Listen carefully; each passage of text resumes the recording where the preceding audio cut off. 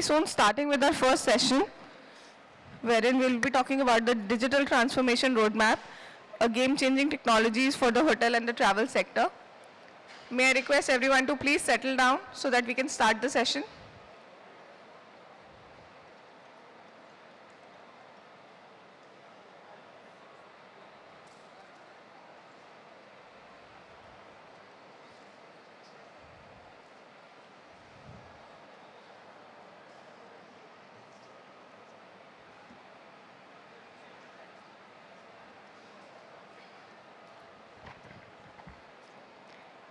May I request everyone to please settle down?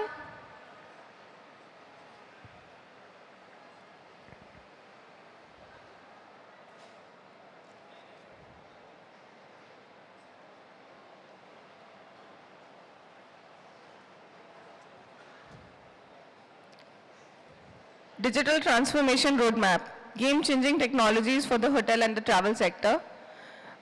Our moderator for today, Mr. Harish, Chandra, Chief Strategy and Transformation Officer, Interactive12.com, and also founder GSTP. May I invite you on the stage, sir? Thank you so much, Radhika. Good morning, ladies and gentlemen. I'm very happy to see such a great crowd early morning on Saturday. I'm really excited for two power panel sessions here. My name is Harish Chandra. I started my career as room service captain 28 years back, and I'm proud because I've learned a lot of things about hotel operations. Then I was in Airlines, then I was with Oracle Hospitality, then I was with a hotel chain like APJ Surendra. I opened the Park Hotels for them. In this complete journey, I have seen a lot of transformation happening, whether it is related to PMS, cloud telephony, digital transformation. Long back, it was only EDP manager, and he used to print reports for the management. He used to print reports on dot matrix 132 column printer. I hope you all remember those old golden days 28 years back when he was only a EDP supervisor or manager. With time, something like your internet, which we used to use. You remember those days when we used to connect to your telephone line, ring, and the internet used to connect, disconnect, and we used to have very tough time to connect to internet. That was a time of 2000. After that, what happened? In 2007, something happened, and the complete control has gone in the hand of customer. Complete command and control is now there with consumer, and a consumer is a guest or passenger. I hope you all agree with me. Today, this mobile is everything. There's no need of you to go to a hospital. Everything you can do on mobile. We all the time, our second wife is our mobile. Hope you agree with me, unfortunately or fortunately. Today we cannot live without mobile. It has become necessity. So much of disruption is happening, so much of business transformation is happening, whether it is travel, tourism, airlines, hotels. Travel, tourism, airlines, hotels, they all are very closely knitted. That's why our panel discussions are all around everything. It's not only related to hotels. Everything is going on cloud. How do companies survive, thrive, and scale? Whether these technologies are also very prone to cyber attacks. We will try to find all those answers now in our two panel discussions. I'm very happy to see such a large, good gathering here. Very few ladies are here. I think IT is only for males. This is what I can analyze. Only developers are females. That's okay. So we'll try to keep this session very simple. I'm also founder of Global Hospitality Technology Professional. I'm also part of CIO Club. And I was also part of STNG Board of Governors earlier. I really thank IHE to give a lot of focus on IT and telecom, which is nerve center, which is fourth pillar of business. I hope all of you will agree with me. Thank you so much. Now I would like to invite all the panelists on the dais, please. Mr. Jai Kiran Ahluwalia. Mr. Jai Kiran Ahluwalia is from Yatra.com. He is VP for Yatra.com. In past, he has worked for companies like Amex, Thomas Cook, ITH. A lot of learning are there from his operational efficiencies. He was part of digital transformation in many companies. Now, I would like to invite Mr. Vinod Bhat from Vistara Airlines. He is the man who has done the complete paperless e-doc management from Air Vistara. This is the only airlines in India who has done a lot of innovation in terms of digital journey. Now I would like to invite Mr. Arijit. Mr. Arijit is a very known person, most popular CIO of our hotel fraternity. I hope you all know him. Apart from ITC Luxury, he is also controlling International Travel House, Fortune Hotels. Complete travel tourism hotel division is controlled by him. He also takes care of Welcome Heritage Hotels. Now I would like to invite my friend from Prologic. Anyone here from Prologic? Amit Sharda. Amit is from Prologic. So we believe in taking partners from both the ends, both the side of table. So we have all these customers. We have a support partner who will also give us some knowledge on how PMS would change, something about customer experience, digital transformation. A lot of things are happening. Google Cloud Platform, Amazon Web Services, everything is going on cloud. I do not know tomorrow my job will be there or not. I'm just kidding. Jobs are increasing because of cloud, okay? Now I have missed on someone here. Where is Mr. Anand Goyal? Mr. Anand, please come over. I have a gentleman from Spectra here. Please welcome. Spectra is very important for our session because if you talk about cloud, if you talk about digital marketing, if internet is not there, e-commerce is totally down. And with e-commerce, we have a lot of pinpoints how to control the damage, how to make ourselves secure. That we'll cover with Mr. Basant, who is our president of NCR chapter. I am so thankful for Mr. Basant, Mr. Manoj to come over here. That too on Saturday, that too from Gurgaon, 72 kilometers early in the morning. And I'm very happy to see crowd over here. I have many members of GSTP coming all over from Mumbai, Nepal, Jaipur. I have Shri Disha here from Jaipur. She woke up at 2 o'clock, purchased ticket at her cost and came. Shri Disha, please stand up. Round of applause for Shri Disha, please. Where is Vishal? Vishal, please stand up. Please do not use phone now. Sometimes give some relaxation to your mind. Vishal came all the way from Pune. I have a gentleman from Nepal. He is the president of our Nepal chapter, Mr. Niranjan. Are you here? Please stand up. He came all the way from Nepal. I'm very happy. I'm very happy to see crowd from IHM. IHM is the only institute in India who is giving training on entrepreneurship. They are enabling their students to become entrepreneurs. Digital marketing is the major subject there. They are not teaching DOS, Foxpro, which most of the hotel management institutes in India are still teaching. They have really taken pace with the industry. So anyone from IHM, I saw two people over here. These two gentlemen are from IHM. See, these people are from IHM and the team sitting behind is from IHM. I'm very happy. My special thanks goes to Mr. Rakesh, Mr. Anil. Mr. Anil, please stand up. Mr. Anil was instrumental in organizing this show. So he has worked very hard with me. Special thanks to Mr. Tejinder. He is so instrumental. He has worked for 24 hours in last 3-4 days to make sure that panel is here, everyone gets everything on time. He has worked very hard behind the scene.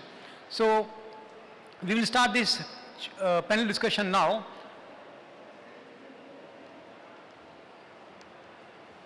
Am I audible now? Once more, good morning everyone. I think we can start now. Hall is almost full. I will start this session by saying something. I have to increase the volume. Is it better now? Perfect, great. So the first alphabet that is there in dictionary is A, alpha. Okay, so we are here because of alpha. But our bread and butter in travel tourism or hotels majorly is because of bed. If there is no bed, guests will not come to hotel. So long back, our industry journey started from a bed. Then we added bathroom. Then from that sarai, with adding a bathroom, we added something called as breakfast. Khana bhi khana hota hai na? After that, we increased the scope of business to banquets. So our bread and butter in hotel industry is coming from all the B's. Hope you agree with me. Now, what is C stands for? Constant. The only thing which is constant in this world is change.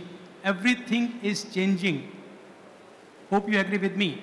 If you'll say that my grandfather used to sell a watch, my father used to sell a watch, I'll sell a watch, that will not work. Everything has gone to mobile. How many of us wear watch just to show something, just to wear, because we have a habit, we wear watch. Am I right? So everything is changing. D is for disruption. Disruption was done by Airbnb, Oyo, Fab Hotels, Tribo, Uber. Hope you agree with me. So business lines are changing. This mobile has come in a big way where control and command has gone in the hand of customer. Totally. Hope you all agree with me. Then comes what? E. E stands for experience. The experience that we give it to our customer, to our passenger, to our guest. Everything is all about experience. Hope you agree with me. Is it interesting? Okay. Great, very good. Then F stands for what? Because of mobile, everyone wants all the answers very fast. Earlier, the line was survival, about survival. As per Darwin, what was the line? Anyone can help me? I'm a little confused. The line was survival for the fittest. And today it has become survival for the quickest. We need everything very quick. Tell me answer now. From the world of calling call center, everything is on mobile, do it yourself. It is a big digital transformation which is happening. It has enabled our business to a greater extent. Hope you all agree with me. After F comes what? G. G is what? Goal. What is a goal? The ultimate goal for us is how do we scale our business? How do we remain in business? What I should do to have competitive edge? So goal is to use technology and our personal skills in hotels. In hotels, we cannot survive just because of technology. We deal with humans. We need to have some human interface. A plastic smile will not work. And technology is enabling the experience of our customers. Hope you all agree with me. Whether it is airlines, travel, tourism, OTA, hotel, everywhere experience is enhanced using technology. After that comes I. I is Harish Chandra I. No, it is not I. A team wins. Okay. I stands for IoT. A lot of IoT, Internet of Things, are used in our industry. At a very primary stage, it is used, but now we have to enhance it. Think of a scenario where our room service tray is outside the room, and it remains there for 6 hours. It smells. It looks very shabby in the corridor. Can we have some IoT scenario or video analytics so that a room service or F&B people know that this tray needs to be removed within 5 minutes as per the standard practices? Okay. Now I will not extend it much. So I will finish it at I have a lot of A to Z everything in my diary, which you can pick me or I'll pick your brains to make it better later. So I will start my session here from Mr. Arijit. From his experience, I would like to know what are the game-changing technologies that are coming in hotels, what ITC hotels are using, okay, how do we make sure that guest experience goes up, operational efficiencies are there and business become much more competitive. Over to you, Mr. Arijit. Good morning, and I hope I am audible. To start on a lighter note, thanks to Harish that, he took us back to the nursery class, starting with not A for apple, but something else.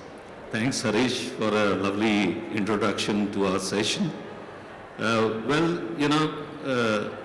There's a buzzword now, like what we had seen in the year 2000. People used to talk about Y2K, and it became such a buzz that, the whole industry jumped into it. Now are the days where people are only talking about digital. Now, digital is something, if you go into the technical definition of digital, it is something else. It is something to do with electronics.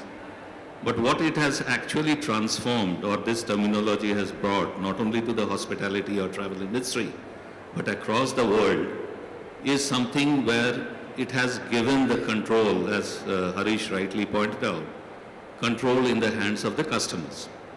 And many of you, who have experience at home or in the office, that especially the new generation which is coming up, they only understand one thing, which is mobile. People say that mobile is something where, if you take away the mobile, they may actually fall ill because everything happens out of that one device. So the main transformation which is coming in hospitality industry, not only ITC, but if you see worldwide, there's a trend that, how we can infuse technology into the various processes and systems within the industry, which transforms into a kind of a, information flow, which is, taking, again, the hint from what Harish was talking, in terms of quick delivery in the hands of customers. Today, the time is the essence. If the customers are not getting the right information at the right time, the real impact is on your business. The business will not survive. And that's one side of the story. The other side of the story is that while, customer enjoys everything in their hands and, right from the ordering of a, booking of a room or ordering food or, ordering spa, or, getting the best rate, ensuring that, he has the loyalty points on time, he encashes his loyalty point, he has a data which can be well encashed by the hotel. But on the other side, you also need to see that how is business transforming through these initiatives. Business is also gaining a lot of data. See, earlier data used to be, I've started in those days, where, I started working in a machine, I don't know, many of the youngsters may not have heard here, is to call as IBM Wang. You can put a command, go and have a cup of coffee, come back, it is still executing the command. We were thrilled when in our hotel, there was a server which was delivered, which was a 386 server, having, a hard disk space of 100 MB. So we were said that, we have achieved something which was not expected. And today, if you see, your phone has got more memory than, or your, the digital watch has got more memory than what servers we are talking about. So business is gaining a lot of data. Now, how we are utilizing this data in terms of the benefits, which accrues and comes back to the business, where you will be able to take, informed decisions rather than, taking decisions which may or may not be, conducive for the business. And this is where I think, digitalization is helping both sides of the world, the customer side of it, as well as, the business side of. But just a word of caution, which we need to keep, that, while digitalization has transformed many industry, it is also many industry has burned their fingers, because of the kind of investment they have done.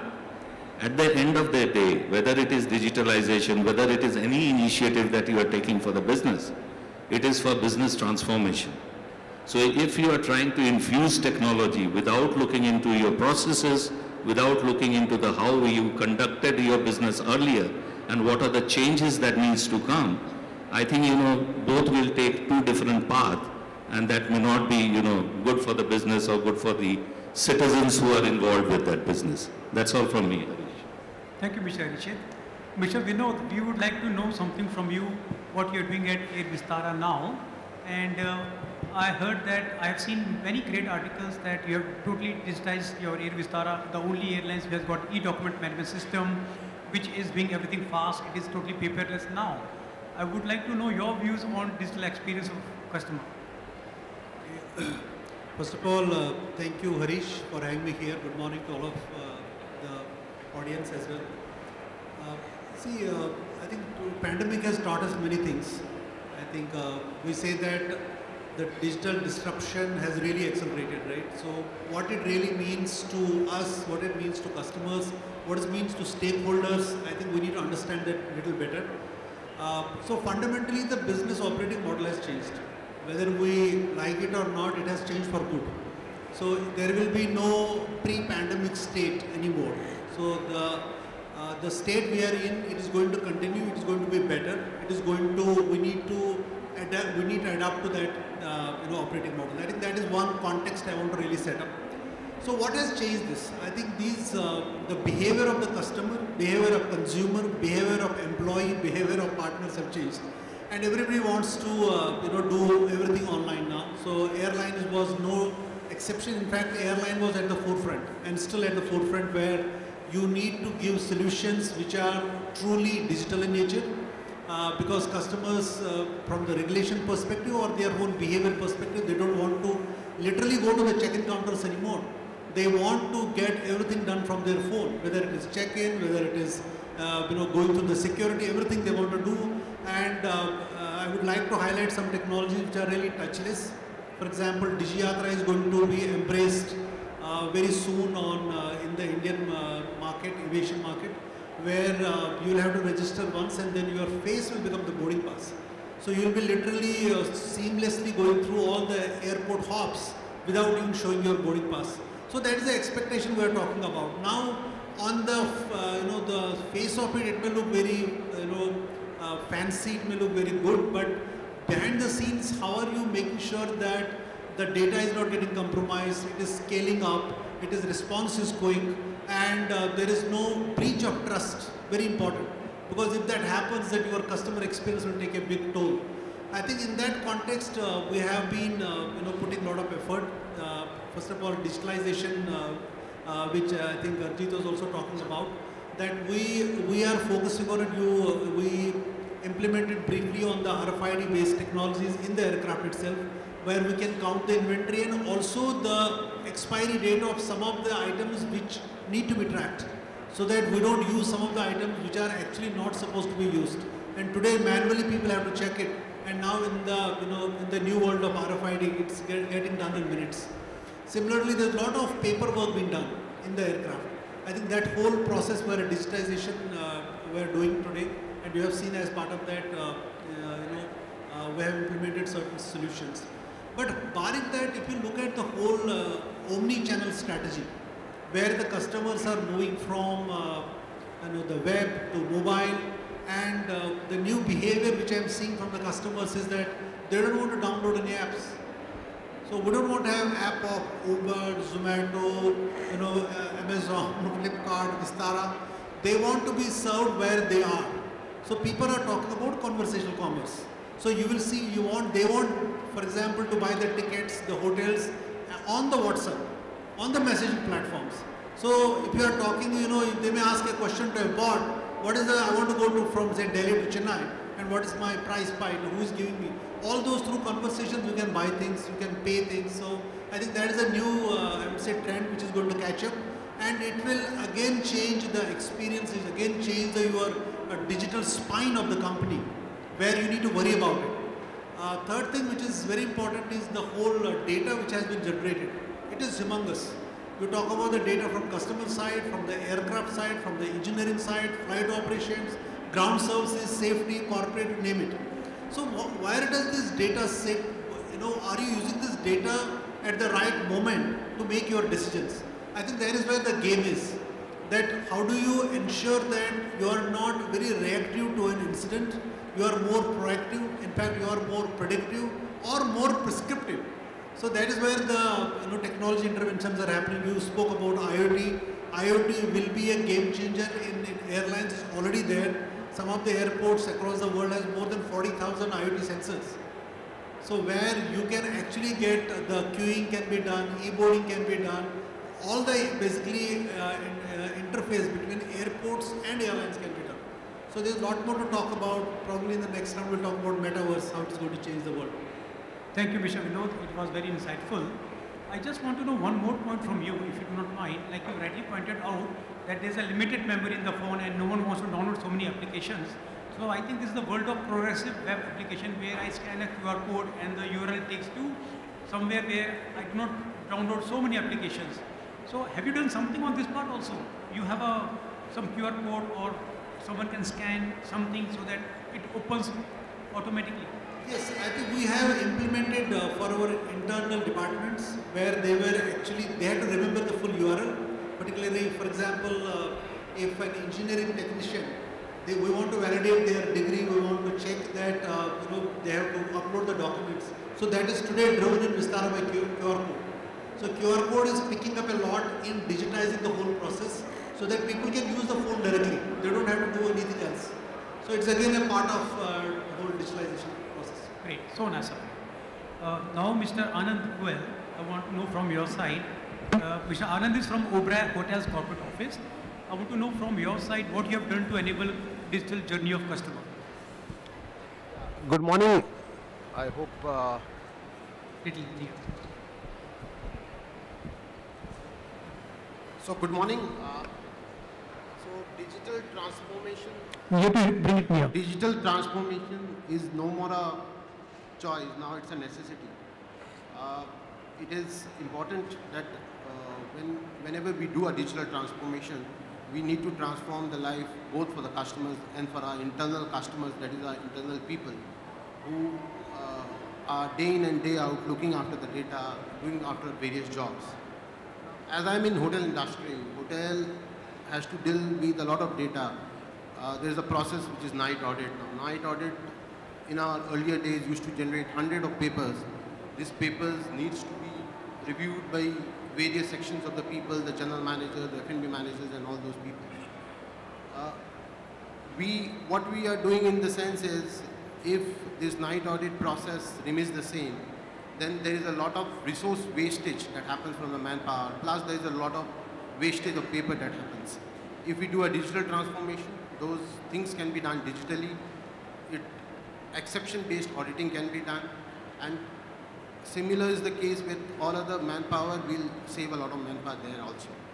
Now, if you go to the front office sections, there are a lot of things that can be done by doing a digital transformation, like a contactless check-in is there. People do not have to now wait on a queue. Earlier, the guest used to come, has to wait on a queue if there are too many guests which are coming at the same time. Now, if you do a contactless check-in, there is no waitage. No. Please bring it near. So people do not have to wait. Near. So people do not have to wait for their turn. There is a QR-based ordering that can happen in a F&B. You do just select a QR and select a item that you need to purchase, that you need to order, and the item can automatically come to your table. Similarly, there are online payment systems that can be introduced. Once you introduce an online payment, you don't have to give cash or you don't have to swipe your credit card. These are the things which can immediately be done, and I think the environment is ready everywhere. However, going forward, there are many things that can be done, like a kiosk. Kiosk can be introduced for a check-in process. Like if I go to the second point, there are ways in which you can deploy bots for doing various types of jobs that were earlier done by human beings.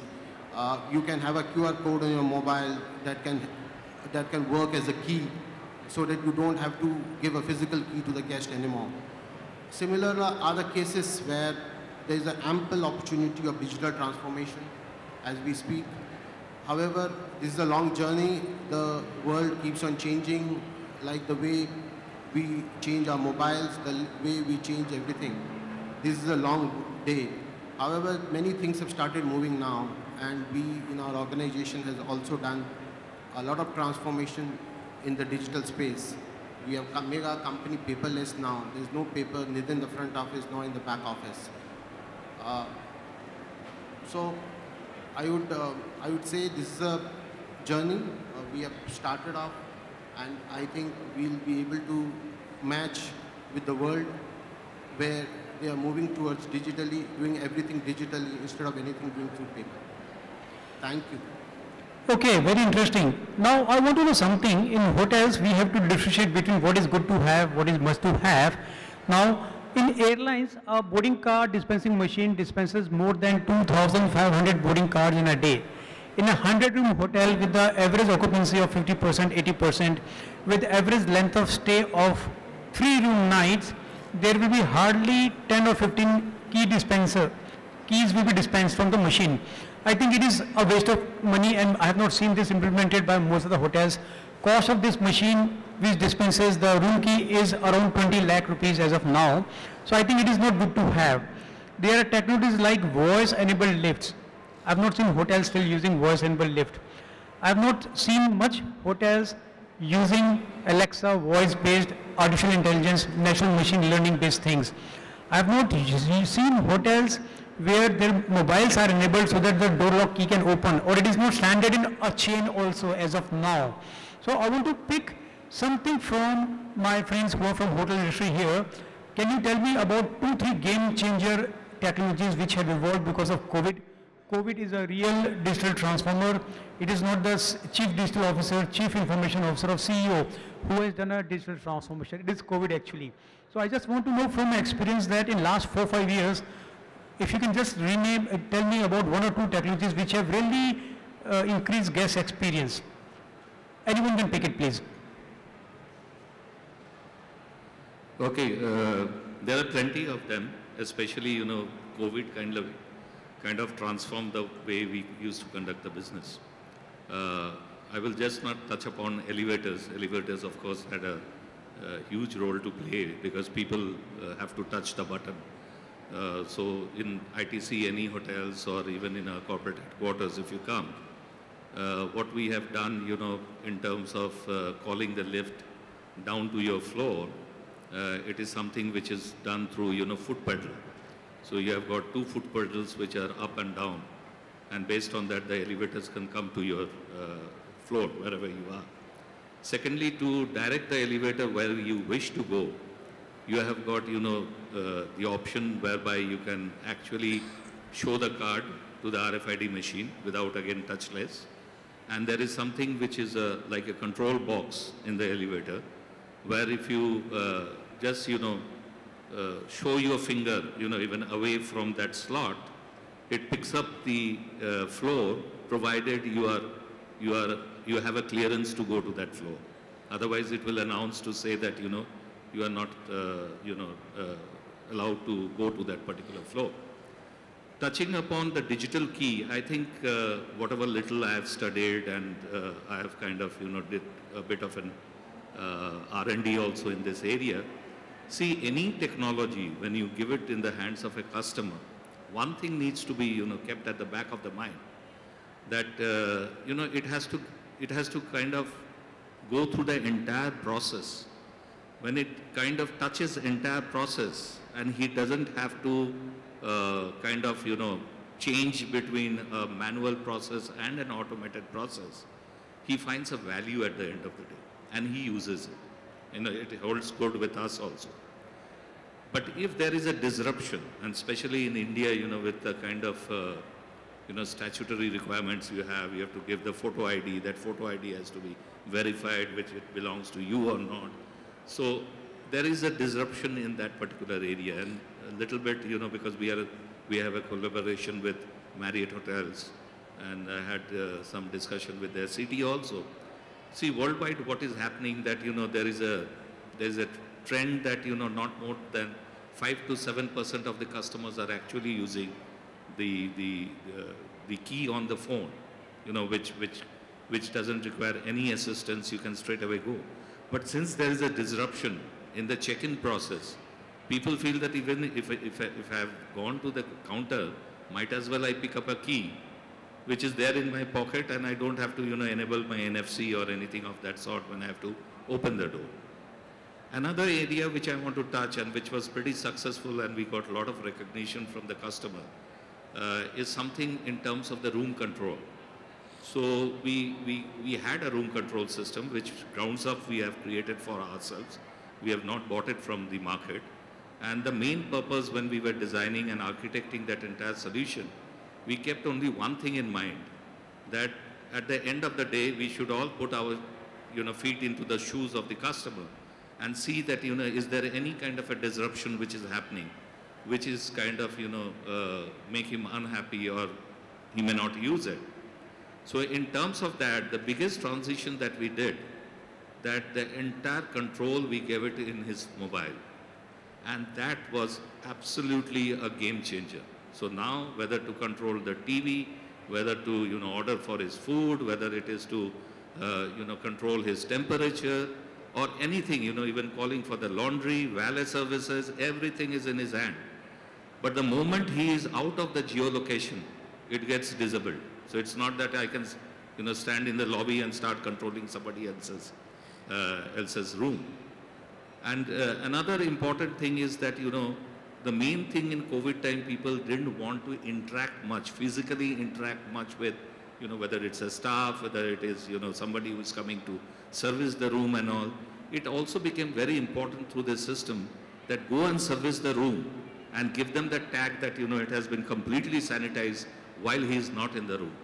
So that was possible because this information was coming back, which was then getting pushed onto the people on the floor on their mobiles to say that, okay, room number 210 is free now, I can go service it, sanitize it, give him that assurance that it has been completely sanitized for COVID, and then they come out. So those are many of those things which really helped us in terms of, turning around the things during the COVID. And one more thing I just would like to add, that now COVID is not that high, what it used to be in 2020 to 21. But the guests have adopted it to that extent that maybe many of our smaller hotels have still not gone into that kind of a digitalization. So they actually go and compare and say that, no, your ITC Moria has this particular facility, why it is not there in, say, Welcome Hotel in Chennai? So it is also now has become an onus on us that how quickly we can turn around things so that guests feel that it's actually value the way they're, giving us the business or conducting themselves inside the hotel. Thanks. Thank you, Mr. Arijit. Very insightful. I think audience is liking. They want to know actual examples like what you have given. So now we have heard three gentlemen from hotel industry. I'll come to Mr. Jaikiran. Mr. Jaikiran has worked with many companies. He has worked with Amex, Thomas Cook, ITH, now with Yatra. He deals with hotels, he deals with travel agencies, he deals with airlines, and he gives a different experience of a different bouquet of all the services.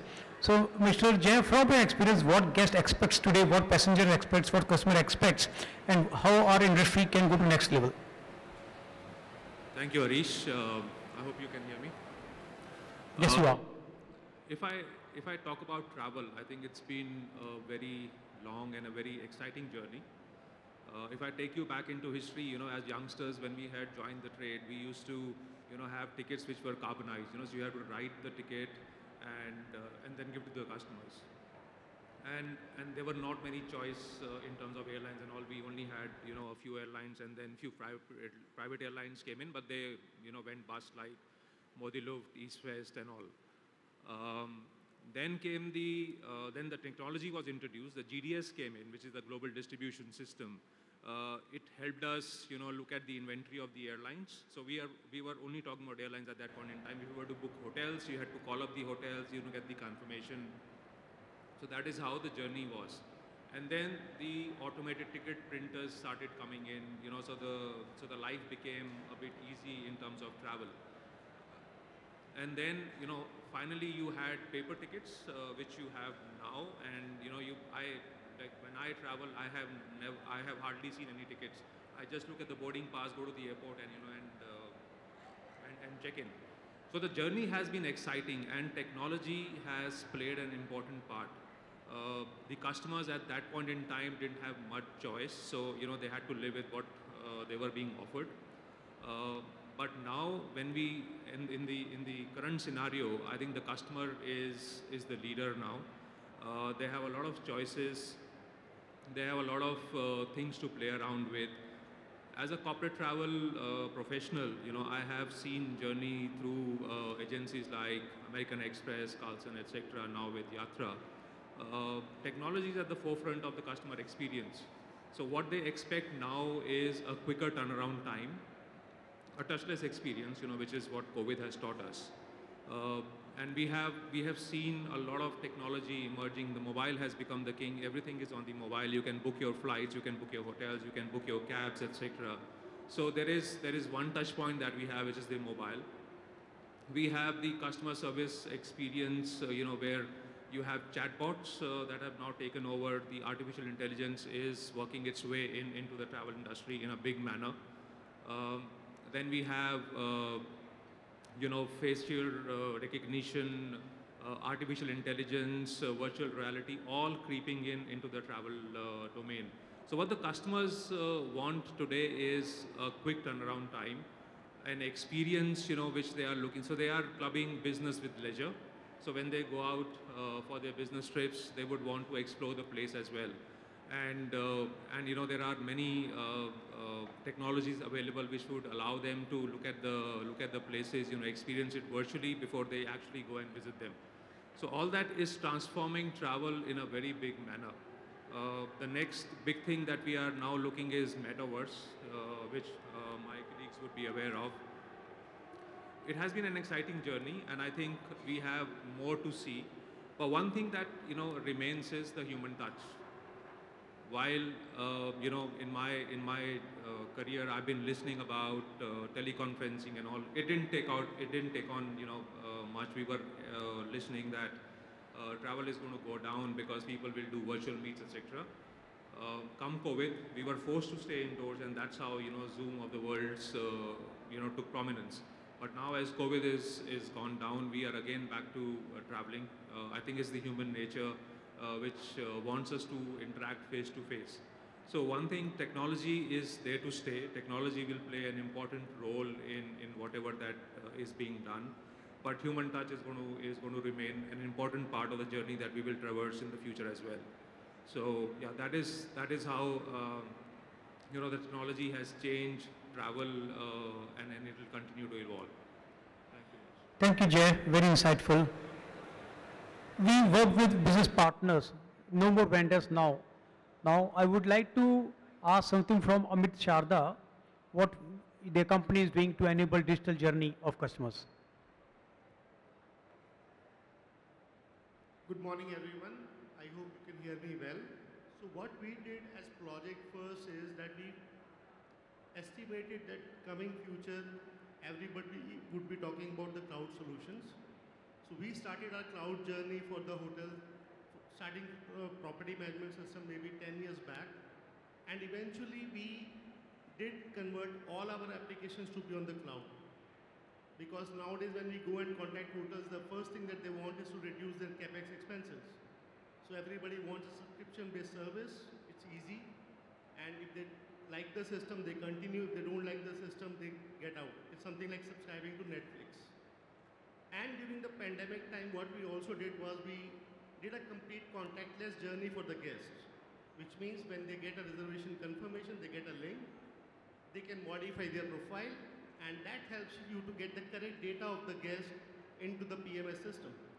And using the same link, now the guest had the ability to check his charges, do a checkout, and not go to the reservation desk at all. So that's what we have done during this time. Thank you. Great, thank you so much. Business cannot work without internet. I want to know something from Mr. Nitin Kohli. He is from Spectra. What he is doing to make sure that our guest gets good delivery of services. Spectra has got various other solutions also, I believe. So without internet, without e-commerce will not work. So I want to know how you will enable this complete guest experience of e-commerce. Thank you, Harish. Hello, everyone. When we talk about internet, today internet is like any other utility, and we have friends sitting here from OTA, hospitality, airlines.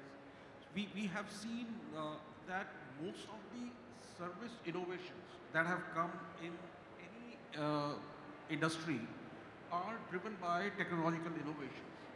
And internet has played a very, very fundamental role behind most of these innovations. So,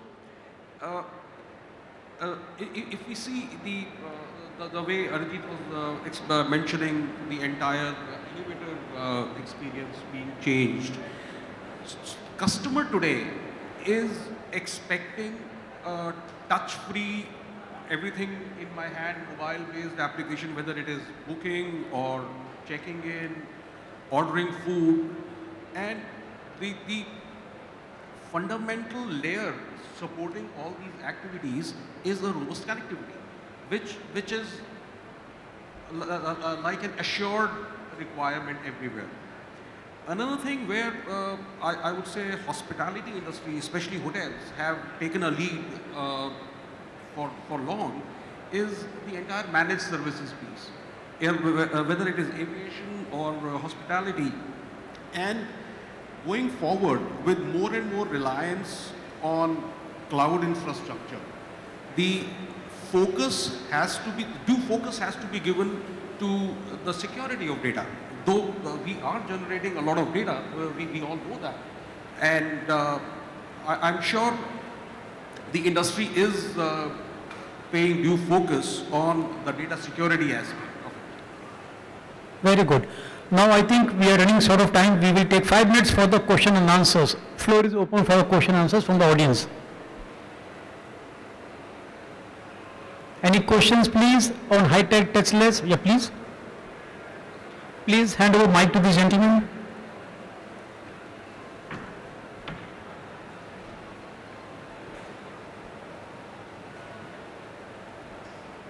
Hi. Actually, being an engineer, it will be a completely technical question. So basically, I'm a startup founder, at least aspiring to be one.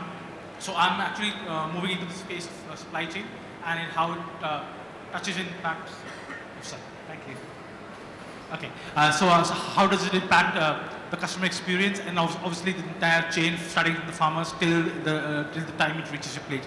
So what I want to do is implement using obviously IoT and also putting the data on the blockchain so it can give a trust and unfortunately the compliances are still not there, but they are coming up and hopefully even if they're not up, they're desired at least both in India as well as abroad. Supply chain is a little messy, so it will take some time to fix all the kinks, but hopefully it will be there sooner than later. So my question is, what do you see in terms of how the industry will adopt it and how open our vendors or partners or logistic partners, every partner in the chain open to that? Because I think the customers will be more than ready to put these, experience these areas, and obviously the farmers probably would get a better deal in terms of that. So probably the source and the consumer are probably on the play.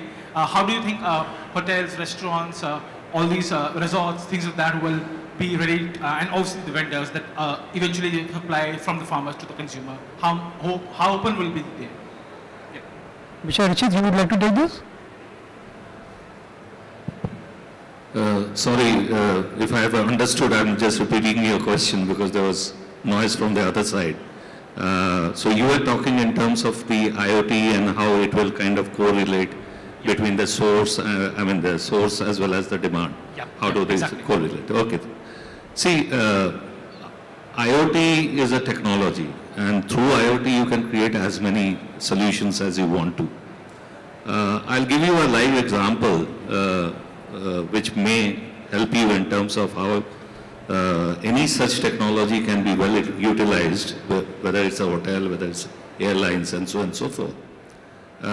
See, one of the things which we were thinking, earlier if you imagine a hotel industry whenever you used to stay, you have the data what guests shared with you. That means, say for example, your check-in data, your demographic, your name, address, so on and so forth. At the most, the preferences, that I like spicy food, non-spicy food. So it was very, very limited. And then you didn't know that what was his inner core preferences. Say for example, in the room, what is the kind of the temperature of the water does he prefer when he is taking bath? Or what are the kind of movies he likes to go through or, view? What kind of temperature does he like under the ambient temperature which is outside? Okay, in Chennai, he may like a different temperature in his room. While he is in Delhi during the winter season, it could be completely different. Now today, because of the IoT, today because of the kind of thing which is put inside the room, it is not at all an intruding technology, but it picks up these informations. Like for example, when you stay for, as Harish was saying, that average 3 nights, you may be setting your temperature sometimes up, sometimes down, but there is something which is average temperature that you are wanting to,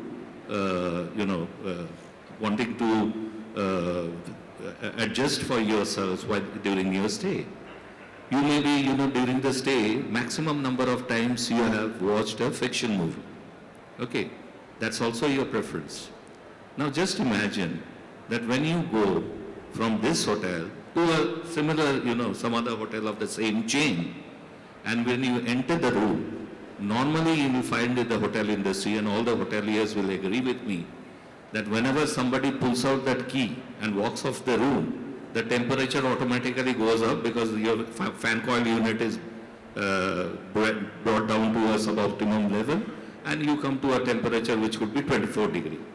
Now suppose in a scorching heat in Chennai, you come back to your room and you put in your keys, it will minimum take half an hour to 45 minutes to bring back to 22 degrees, which is what is your liking.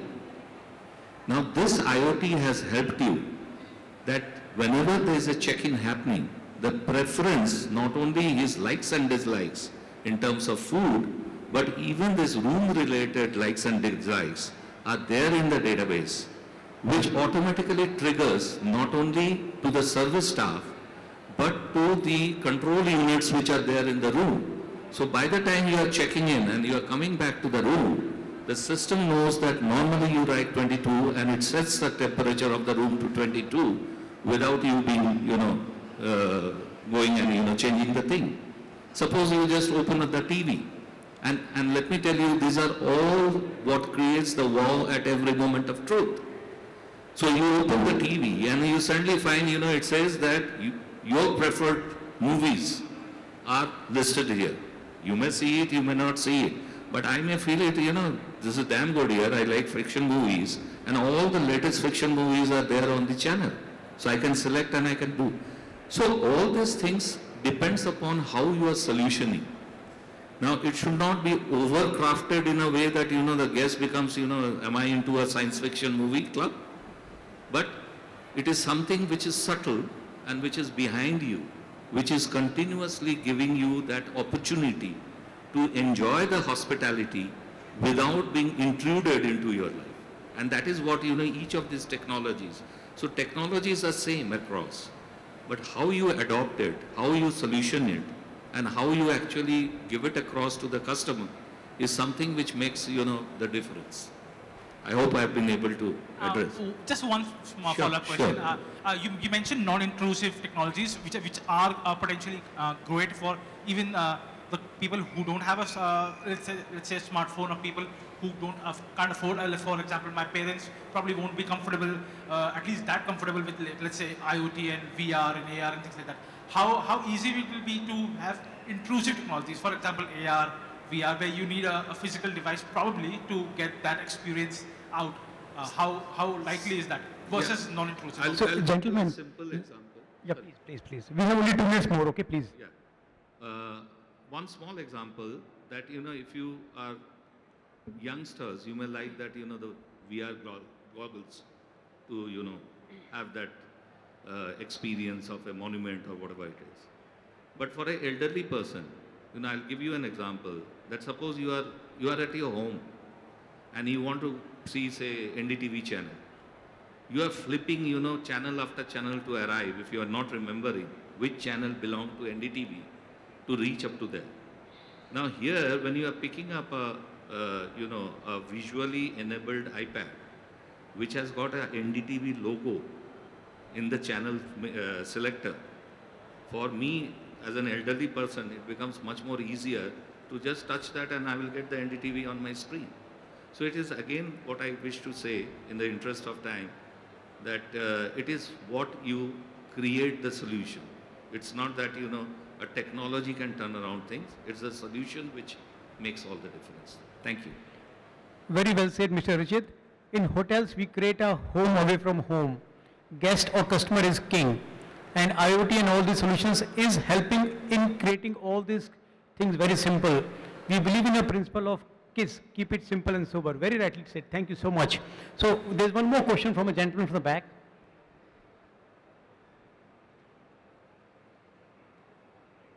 This is the last question. All the questions we'll take offline.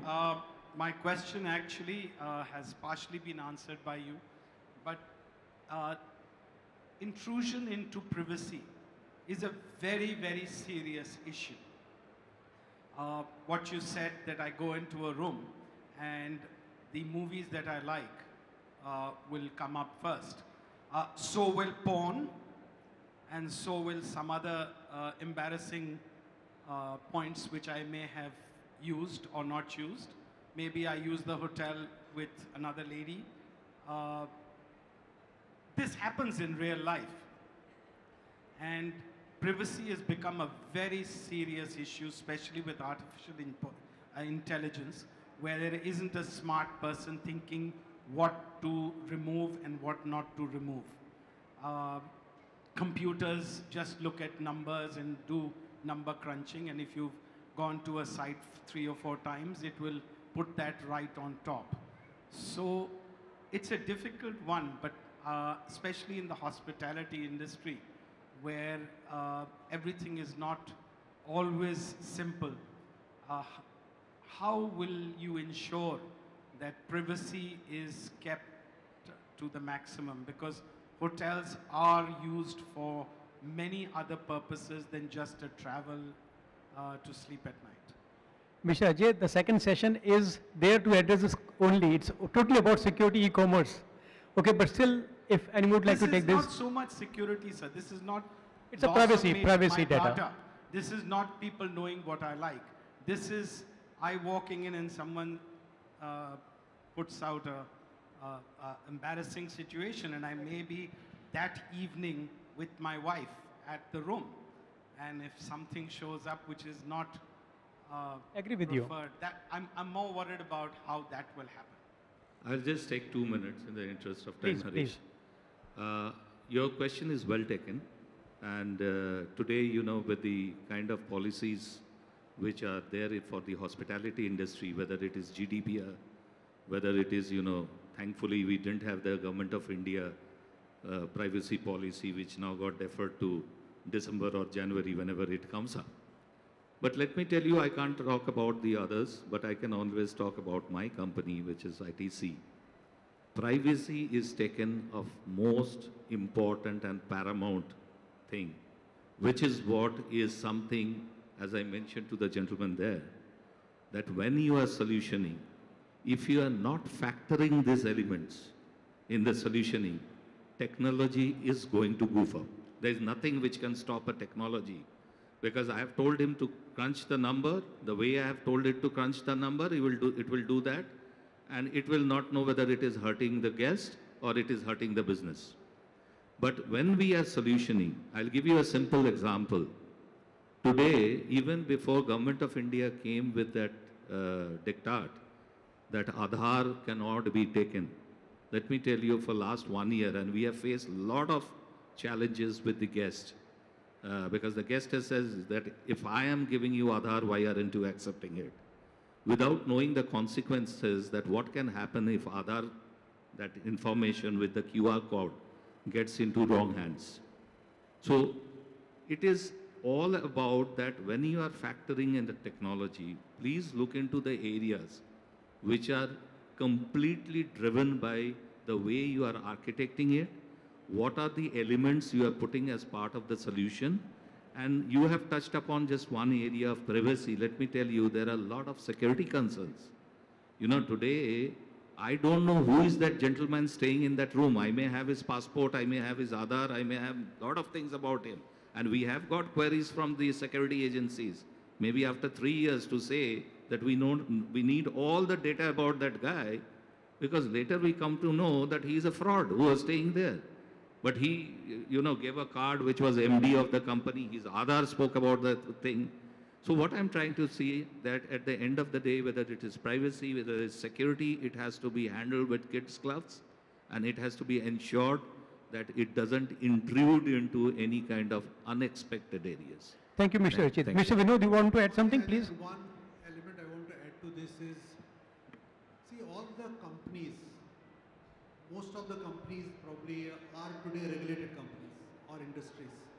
So they go through the whole drill of what are the elements which can impact the privacy, security, what is the infrastructure.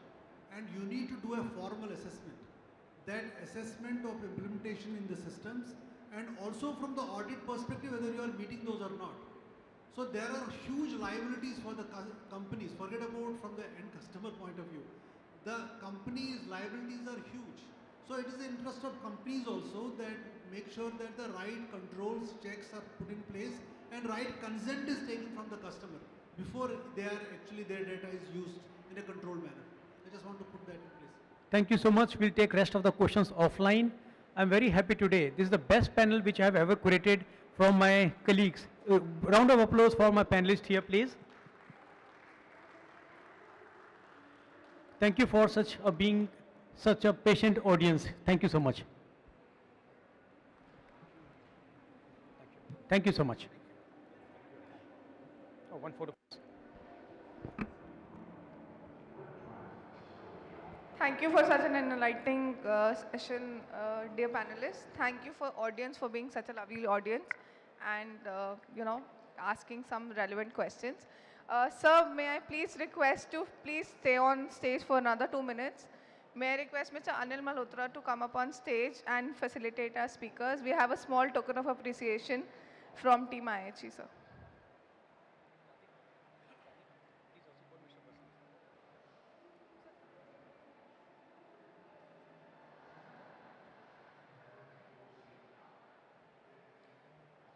Mr. Arijit Bhattacharjee.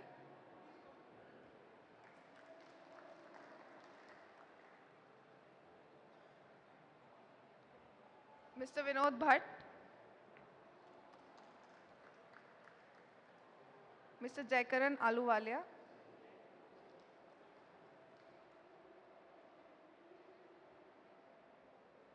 Mr. Anand Goyal.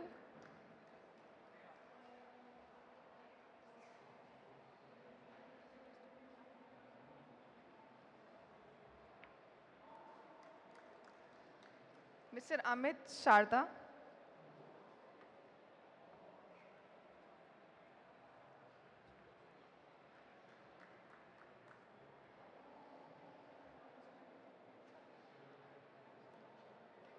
Mr. Nitin Kohli.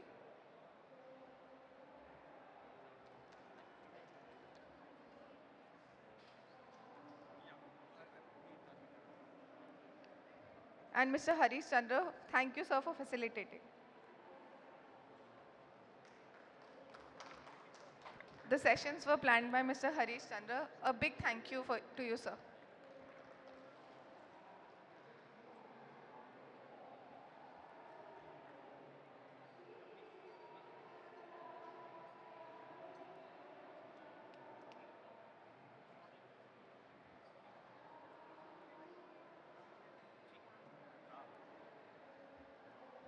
We'll just take 2 minutes for the second panel. 2 minutes break if you want, please. Thanks. Compliances. Our moderator for today, Mr. Basant K. Chaturvedi, Assistant Director IT CIO, Prifity Van Mali, India. Sir, may I have you on stage, please? Can we have a round of applause for him?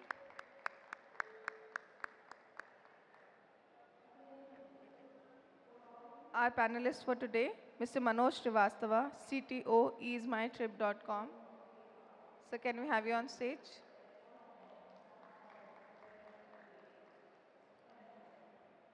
Mr. Ankit Agarwal, Managing Director, Protivity India.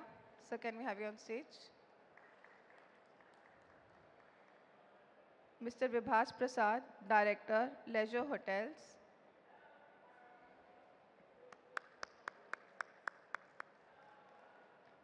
Mr. Prabhas Bhatnagar, Founder, Chief Product Officer, Hotel Logics.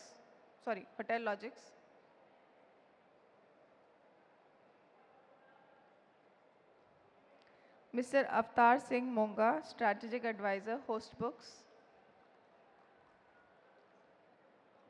Basant sir, may I request you to take the session forward?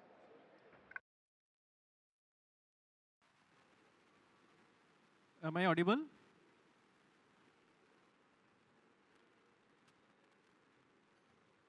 So thank you so much for joining all eminent panelists who are here. So e-commerce is one of the very interesting topic to me, specifically when we are using e-commerce and m-commerce platform for booking all our travel and hotel. And I have seen a good adoption specifically during the COVID time. Some interesting facts I have got which I wanted to share with you. If I have to go by the industry itself, the travel and hotel industry is approximately $1.2 trillion worldwide. The online market, and I am going to talk about the 2019 data because 2020 and 2021 has seen challenges related to COVID. So it was $756 billion, and it was expected to grow by $817 billion in 2020. But somehow due to COVID setback, it suffered a loss of $700 billion. In 2018, the digital travel data worldwide was $694 billion, and $190.4 billion was from the US itself. There was a 4% growth in worldwide digital travel sales and 10.3% growth in hotel digital bookings. So you see that there is an year-on-year increase in the travel bookings across. Now, most of these bookings come directly with 66.7% from the online platform and approximately 24.3% through agents and affiliates and some 9% approximately from the marketplace. In this year, the expectation is that online hotel booking is likely to exceed $174 million. So if you see, the adoption of e-commerce platform is increasing globally. Now this was from the source of tracks of Travel Weekly, Medium Money Facts, and Travel Market. What are the challenges related to e-commerce? And I was hearing to various hotel industries. So one is they look for more direct booking. So if there is a website from a hotel, they want that traffic is coming directly to their website so that they have some savings not giving to other channel partners. Second piece is the talent and capability, because they wanted to connect the dots right from the online platform to their internal platform. So who is there who can bring in the entire experience for the customer who wants to plan the travel, who wants to stay in the hotel and wants to get the feedback on or get the experience he has during the stay. Then the visibility piece, because e-commerce online platform is something, you have to see that there are more number of visits from the users. So how you can create more visibility, how you can see there are more hits are coming onto the e-commerce platform. So everybody is looking at more visibility of their platform, and this more visibility is not limited to getting the customer attraction, but also to see how the competition is working, because there are so many e-commerce website and m-commerce platforms are there. So how the competitiveness is there in comparison to those platforms. And with all of these above, there is one major point which is coming is security. While you are creating the experience for the end user or for the consumer, how you ensure that the entire experience is completely secured, right from the booking piece or right from, checking about the details. Because I know I was checking about a hotel, I was Googling about a hotel, and very soon on my Facebook account, I started getting, pop-ins of like, this is the new hotel wherein you can book this, or you can, try this place. So these are a lot of, pops which comes when I'm visiting Facebook or any other website, because they know what I was surfing. So how this entire experience of security, right from searching, booking, really visiting the place, traveling the whole thing, and after end of travel.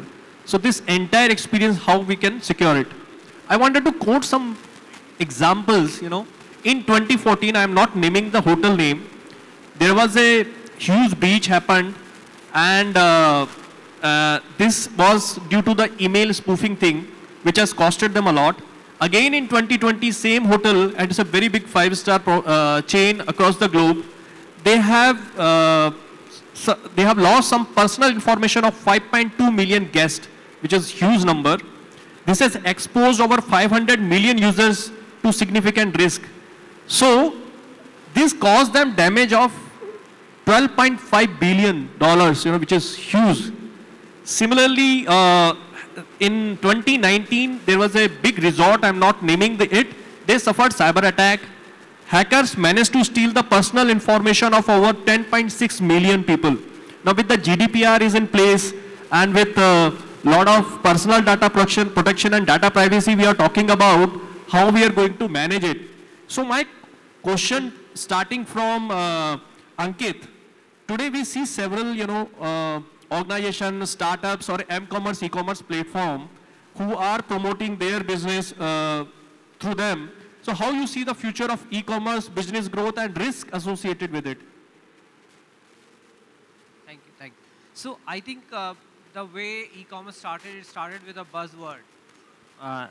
The way now we see it, it is becoming an integral part of any business. So we cannot say that, okay, yes, e-commerce is a risk, but it's like, it's an inherent risk which we have to take, and we have to see how we want to secure it.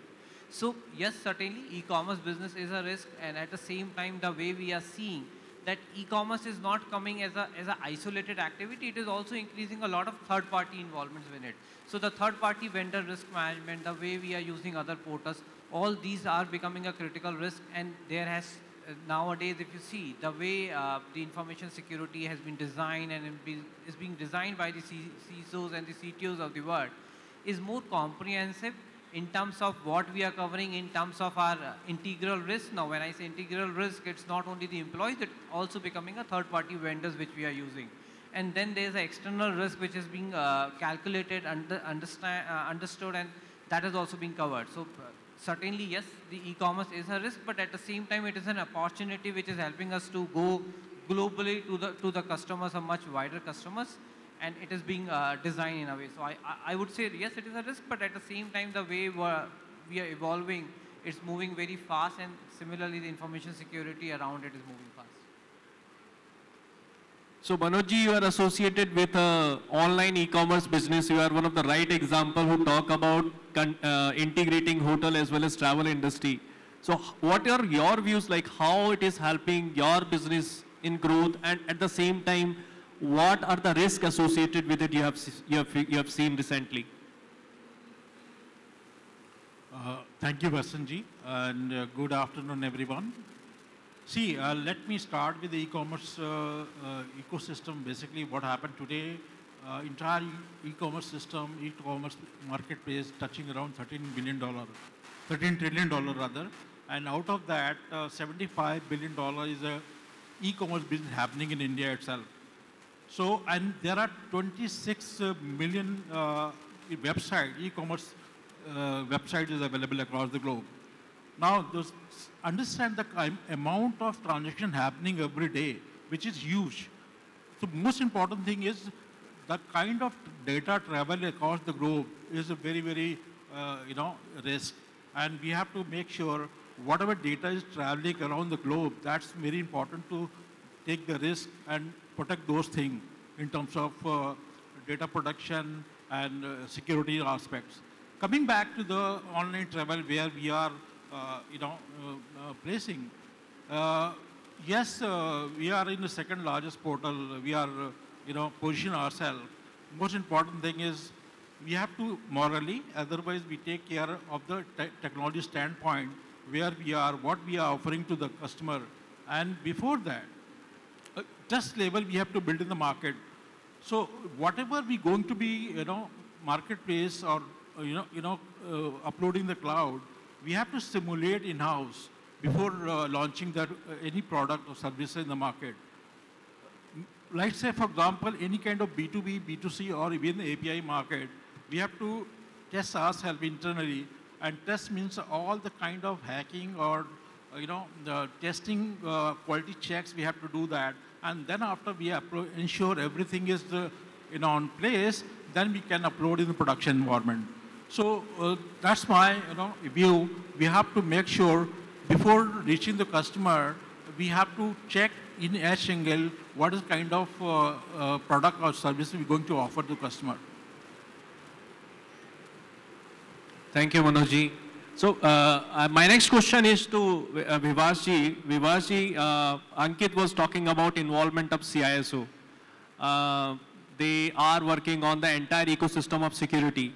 So what is your interaction, whether you interact with the CISO directly, or you have CISO or not, or you're dependent on the third party?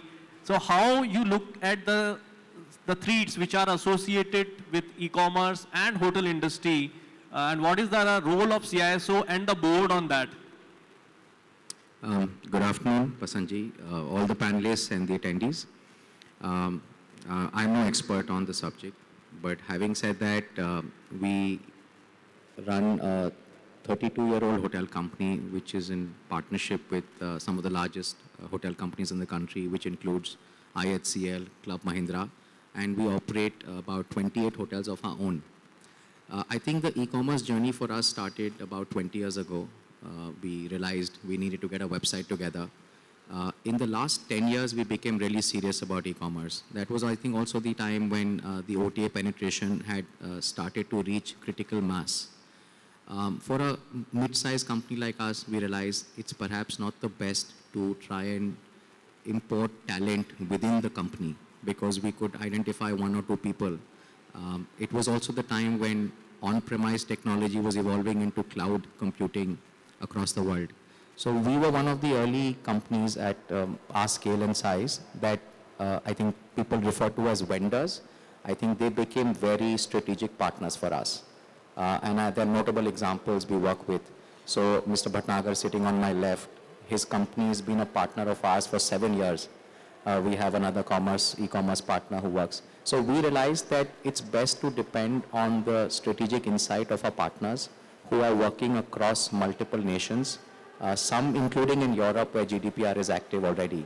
The best practices that they bring to Indian shores was the way we realized. I think the way we are looking at this, if I look at the breakup in our hospitality business, we have still less than 5% direct business coming from the website.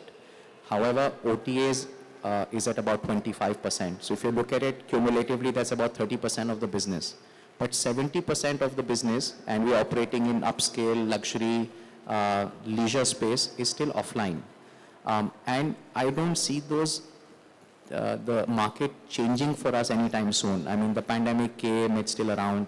But we feel people need to talk to somebody when they're planning itineraries, when they're looking at experiences. It's just not a commodity to be booked online. It's easier, of course, with the way Manojji's company's done work in the last few years, and there are other notable examples. But I don't think it's going to go away. So e-commerce for us is about the weakest link or the strongest link is our partners. And that's the way we've looked at in our business. Thank you. And my next question goes to Bhattacharjee, and I was interacting with Bhattacharjee on the same, like he was there in the board and he was interacting with CISO and a big security team. So what was your experience and what do you feel that how this is related to the data privacy and GDPR related issue in the e-commerce area, and what do you think, like how, and since you have worked with banks, so how relevant it is to the e-commerce industry that they focus on these areas? So thank you, everyone. The fundamental thing you need to understand is the way the business is being conducted today compared to what it used to happen, say, 20 years ago, is totally different. Earlier, jokingly, I tell people that you have to go to a bank to steal. Now you don't need to, right? And particularly in the financial industry, the information security focus has actually been there for quite a while because that's where the money is directly visible. Whereas in the other areas, the money is indirectly visible. So if I first talk about banking, you will notice that RBI actually has been focusing on that very hard. So much so that they've even gone to the level of issuing instructions that the CISO of the company doesn't need to report to technology. It needs to be an independent function reporting either into the Chief Risk Officer office or the board. So that's where the level of visibility, and then now the boards are being asked to demand visibility into the cybersecurity practices and the preventive measures being taken by the banks in the space. Now coming to e-com, it actually has a more complex scenario. The reason is very simple. The reason is that unlike banks, which are also now highly networked because they're using all kind of partners and all kind of expansion of go-to-market and all that, e-com companies particularly have multiple layers of partnerships, which actually then multiply the risk it brings to the table. For example, if you think about just booking a ticket in a movie theater, I'm not saying the hotel. I mean, you can do Book My Show, but the fact of the matter is that transaction touches at least 15 companies. There are service providers, there are the physical theater itself, there's an acquiring bank, there's an issuing bank, there is a settlement gateway. So I can give you a long list. So each of these companies potentially carry a risk of leaking the information. So that is the level of angst which needs to be there. And interestingly, in the big companies, that angst is there, but it is when you are tying up with the smaller players who do not value security as a critical component of their life is where you get compromised.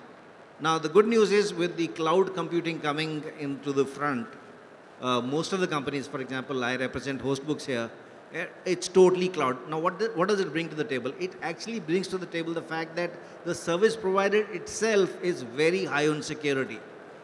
So if you're dealing with Amazon, or you're dealing with Microsoft, those guys get it because their risk, and mind you, risk has to be quantified. If there's a breach in a large bank, you spoke about 50 million accounts, I've seen lots of them, okay? The beauty is, it's only when you've had one, you realize the value. Till the time you actually believe, and this is a problem in companies, and I'll tell you why the problem is. It's more to do with the cultural orientation and the awareness of the senior management. Everybody believes it's somebody else's job to protect data. The fact of the matter is, it's everybody's job to protect the data. It is also a consumer's job to protect the data. That's where I'll stop. Very interesting. Risk to be quantified is a very tough task also, because one of the general challenge which we see when we go to the boardroom is how do you quantify that risk, and something to quantify which is still hasn't happened, you know, how you're going to do that. Talk to a cyber security insurance company actuarial. Thank you. Prabhasji, you have worked on solutions, you know, like, and I believe there are many requirements to make a compliant solution and ensure that the solution is also maintaining the cyber security posture and at the same time keep on evolving basis on the threats. So what are your inputs for that? What are your learnings, you know, throughout that journey? Hello. Yeah. Thank you, and good afternoon, everybody. This is Prabhash, and I represent Prologic. So, largely, I would say the biggest challenge that we have faced in security, and that I see over a decade of working in this area, is that it has been very reactive in nature. So, largely, people would wait for something to happen before they start taking a course of measure of correctivity or take steps to kind of avoid those in future. And what that does is, and what is security all about basically? It is a hacker who's always planning to either steal information or to get into your network and system and to get some kind of a resource that he can monetize later, right? But in order to avoid it, you have to be thinking ahead. You have the tools, you have the third party and the resources. You can outsource with the kind of technology that you can get to make sure that you're using the right components of security for yourself. But at the same time, one needs to realize that there are workflows that you follow within your company, which are also potential. So like Mr. Avtar Singh was saying, and I also heard from this gentleman that every point of engagement is a point of leakage, right? And you have to be very aware of your workflow, your process. So having the right business process to ensure that you are able to maintain that security is very important. So use the tools, outsource your security for the right tasks. But remember, the only way that you can operate is that you cannot really outsource the liability. So if there is something that can go wrong, the liability is still something that you have to keep a watch on. And keeping the right standards, measures and systems is something that will ensure that you don't fall into that category wherein there is a reaction that the loss has occurred and then you come across and awaken to the fact that, okay, things can go wrong. So security is proactive. Compliance, yes, you do take compliance certifications from across so many areas of security, data security, GDPR, PCI, payment security. But monitoring and staying vigilant is very important for any business to operate perfectly on it. As for us, we had this great opportunity to recently work for one of the largest sporting events in the world, which we operate in, and we are pretty much taking care of the whole country when it comes to their accommodations. And we realized that while there are a lot of security compliances that work towards taking care of standard operations, but when you are working at that scale, you have to look at all the aspects of how people will function. You have to actually get inside the shoe and see what would happen, what can go wrong and what cannot, before you can actually architect some kind of a secure network and system there. So having had that experience, we now enjoy something that we could say that yes, our systems are, be it for securing information or data or transactions, we have worked through various layers to make them more and more secure. And it is this awareness and this exposure that will allow you to work actually proactively and let's say methodically and streamline your systems for security purposes. So that's what I feel. No, very rightly said that you buy tools, you deploy the tools, you outsource the security, but liability you can't outsource. It's your responsibility. Now this brings to another question to you. We keep hearing about the compliances requirement related to data privacy, etc. So be it GDPR, PDPA, PDP, etc. So Indian government has recently decided not to go ahead with the data privacy thing. So what do you think? How this is going to impact the business, e-commerce business, or how it is going to impact the way we were focusing on protecting our user data or employee data or the customer's data? Okay, not really an expert on the polity of this subject, but yes, I can say one thing that when it comes to hospitality and travel, the operation is pretty much global, right? So even if we say that Indian government is not really interested in completely complying with things that international market wants, we still have to be very, very careful about what we do, how we store data. Since we are operating not just in a silo, the number of companies, the channels that we work with, the sources that we have for getting this business or to sending it out is always involving a lot of international transactions. And what I would say is that logically says that yes, we should be prepared and aware with most of those areas, but maybe Vibhas, you could throw some more light on this. I will request Manojji. So Manojji, you are already having this platform which not only focuses on local but international travel also. So your liability is more when we are talking about liability. So what are your views about it? Yeah, so basically, when we talking about data production, GDPR, and the country-specific compliances, so there are two aspects. One is definitely we have to have a kind of protection data policy in place as far as government is concerned. Second important thing is how much you are protected, data is protected inside. That you make sure. This one is yourself, you have to trust it yourself, your data is protected, your customer data, personal data information is already protected, and that interest and created in customer trust.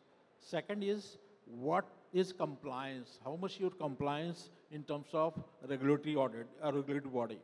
That's two things. One is, for example, I can see the GDPR is more strengthened, more tightly handled by globally, and which is globally applicable for data protection for European Union. So that itself says the customer data should be protected, and any kind of breaches happen across the globe, it should be very, very huge liability. And one of this incident a couple of years back happened in the Air India case, so that is huge loss. Second important factor is recently Indian government, supposed to table PDP, which is the data protection policy, but recently 2 days back they withdraw the policy. Why? Because again, I think government of India is still exploring possibility what kind of more strengthen we can do that. There are 20 to 28, I think 88, clause. They make the objection. This is not strengthened to the public interest. I think very soon they're going to be make the very, very comprehensive PDP. That's going to be released very soon. Thank you. So, Bivasji, I have a question to you, although you indicated that it may not be relevant, but just for understanding, because you belong to hotel industry, whether the local team, the IT or security team, ever approached you for that I wanted to deploy this solution, which is related to the firewall, or I wanted to do some proactive security, which Bhattacharjee talked about. So anybody ever discussed this with you, and then what was your response to it? Actually, it's a little different for us because of a hybrid structure. In our IHCL properties, there are compliance rules regulated by IHCL. In our Mahindra properties, the rules are governed by what Mahindra believes in. For our own properties, we have now evolved to partner with these cloud-based computing companies. So all that we are concerned about when it comes to really security on-premise is our admin block, for which we have security procedures in place, but that is like for any office per se, and not really for hotel guests. Whether it's, now we're talking about using some of the best companies which are also going cloud-based, like there's talk of Opera Cloud, for example. So again, data is residing in the cloud. There is a whole lot of integration partners. So we have an IT person who's reporting to the IHCL ecosystem. Mr. Prabhash has already spoken about what Hotellogics is doing. So their system is powering 30 of our hotels. So I think part of what we are doing get passed on to our partners. And we do have mystery audits. We have actually an audit process in place as well. But normally, as of now, we find that they are doing far more than what we are doing, that we could really come in and step and add value, especially because they have hotels across the world. So Europe and even North America adds value to the thought process. Thanks.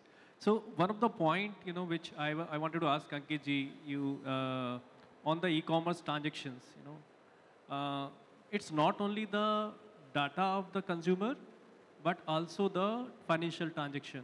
So there are certain compliances like PCI DSS and all. So how does that work, and why e-commerce platform should take care of that? So yeah, I will try to repeat what Bhattacharjee said. So there's a directly visible money and the indirectly visible money. So I think the e-commerce platforms are becoming the indirectly visible money, where ultimately each transaction is ending up into a financial transaction. So there's a lot of significance of using all those standards, the PCI DSS standards to secure the financial transaction part of it. And at the same time, I would also say, as we said, that RBI is issuing a lot of regulations. There is a need of regulatory body for the e-commerce industry as well. Now, there could be many generic regulations which may come in, like the GDPR and the others which have come across the world, and probably, though we have scrapped the Data Privacy Act which we were planning, but I'm sure that the government will come with it. And at the same time, I think the way it happens, the regulatory compliance or the other security parameters, as we said, that there are large companies and there are mid-sized companies. So many times these regulatory compliances, the need of these financial, I would say the security of the financial transactions, the mid-sized companies with the regulations coming in start seeing the importance, and then they start going through those cloud, and with the evolution of the clouds and other things, they're able to take those services. So that is how I see it. Thank you, Ankit-ji. Prabhaji, a last question to you.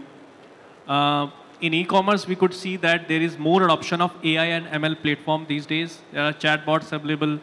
There are certain recommendation comes to you. So what do you see is the role of AI ML platform in future for e-commerce platform? Great. Okay. So not really a security question, but a point of interest. Yes, so I think when I look at our countries, I see that here we have a lot of people available to take care of services provided often in the hotels, outside the hotels, in all kind of service points that we come across in any industry. But having said that, what we do lack is the level of standardization that we achieve. Lot of manpower, not organized. What AI/ML has taught us over a period of time is that even though the whole idea of getting to that in the first place, and then it was, I mean, it was pursued largely was for the fact that there was lack of manpower, right? We don't have that problem. But we do have the other problem of being organized. So it does, in some sense, give us a lesson that we should understand the idea of standardization and how we can actually organize this better. And it's a very different take on actually AML. But going to the depth of the topic itself, yes, it has allowed many businesses, especially the ones who are coming up, who are still in their early stages, to tackle much more than what they can really envisage otherwise, right? They have increased their reach, they have increased their level of engagement with people they come across and the activity. And moving forward, I see that hospitality will benefit, especially we already see that touchless is something that is required. We want less staff engagement, less people interacting with each other. And the COVID-19 has been a big lesson for, I think, the whole humanity. And this automation, this whole area of automation has taken a leap forward to take the industry to the next level as a result, right? And we ourselves, at one point when we were dealing with the idea of guest services, we realized that guest services tool is fantastic. Okay, we should do an integrated solution that will allow hospitality, third-party vendors that provide service to engage and interact with the guest beautifully, but at the same time, a big level of automation in that area using AML will reduce their workload and will allow them to do much more and concentrate on the critical areas that allows them to improve the service quality. So those engagement points that you have, the standards that you look at after that, the levels that you can aspire to achieve after that are much better. So this is what I feel that for us in India, AML allows you to do more than you could otherwise ambition for. Yeah. Thank you so much, Prabhashji. So we talked about e-commerce security today. We talked about various digitization which has happened in the area of commerce and new tools being evolved. We also touched upon that it's your liability. It's not the partner liability or tools liability. You can deploy 100 tools. You can have multiple partners, but the cyber security remains the liability of yours. So there is a need to focus upon that. And with that, I would like to invite closing remarks from each one of you. What do you say? What are your final thought on e-commerce security, starting from Bhattacharjee? So my belief is that the interconnected world is going to get further complicated, and the sharing of information is going to continue to be a requirement. So you can't say that, okay, we'll not share. So I guess in the coming years, we're going to move to a requirement where there will be standards which will be rolled out on how to exchange information between different institutions. And most likely, the solution is going to be some form of a tokenization which will be available, because, it used to be earlier a PAN and an Aadhaar story. Today, because of the services which are being rolled out, which are also depending upon the messaging, OTP and two-factor and all those additional controls, which are nothing but ways of protecting data, okay? They will require for us to even digitize and tokenize beyond this PAN and Aadhaar. So you'll tokenize your date of birth, your father's name, whole lot of stuff will be done. And to me, that is the direction we're going to go. Yeah, rightly said. And more interactive platforms you have, and we were touching upon that AIML platform wherein in the previous discussion, it was also quoted about the WhatsApp platform being used by many organizations to even interact with the customers too. So more interactive platform means more responsibility to protect that data. Thank you so much. Prabhashji, what are your thoughts? Okay, so my thought actually when we were talking about this not outsourcing your liability, what happens today is that the industry of security is extremely dynamic and it changes very fast. So fortunately for us, we operate in over 100 countries when it comes to our customers. What it allows us to do is not just be exposed to some geographies when it comes to security threats or compliances. It is actually global. And it allows us to think much broader or envisage much more than what ideally a person operating in one region would. And that advantage gives us the ability to be on a cloud platform and the assurance to our customer that, yes, we have a platform that would not just look at what is security today, but also tomorrow. Be more prepared. And when I say that, I want everybody to also be very meaningfully aware of the fact that when it comes to security, it is a responsibility that you have to take upon yourself every time. And why so? Because you will, when I go to a company and tell them, how do you handle this? More often than not, you will realize that the hotel or that industry or that company would say, we don't look after this. It's the third party who's taking care of it. And this is a very common practice everywhere. But when you go to the third party, they say that they provide that service, but they are not aware that they are doing that service for that company. The problem is that when we are dealing with a third party, we know that the services that are provided of a certain category, and I would want to name out all the initial cloud providers that we have who have been kind of guilty of this crime that when they talk about cloud platform, they talk about PCI compliance, they talk about completely secure, data secure environment. But what they really mean is that it is not that when you use them, you become PCI compliant or your data becomes secure. It is the ability to get that security for yourself, wherein putting in the right business practice that will make you secure. So with that, I would say that security is a two-way street. Everybody has to be actively involved in it. And using the right partners and the right practices will always keep you ahead of losing anything. Thank you. Thanks. Vivashi. So for someone who actually runs a brick and mortar business and not in the technology space, I have an outsider's perspective. And I think Andy Grove said it beautifully, only the paranoid survive. I think you cannot be a step ahead. You can only be a step behind. Any 16-year-old hacker can take down a business, ransomware, cyber warfare. American governments cannot keep a tab on what's happening to its citizens. China is overtly obsessed with its own citizens. You have two examples. In the e-commerce space, while there are enough experts on the panels, I feel we should keep moving progressively with our partners. I feel we should keep adopting best practices, but know that one day we could be compromised. And in case we are, what are the SOPs we can adopt? Large and small companies don't often reveal the hacks or unless there's governed by industry. So I think it's going to get far worse before it gets any better. Thank you, Vivashi. Manojji. Okay, so we are listening about zero trust nowadays. Trust me, there is no zero trust. I'll simplify the cyber security in one single line. When you are crossing the road, see the left, right, again left, and then cross the road. That is a simple fly of the cyber security.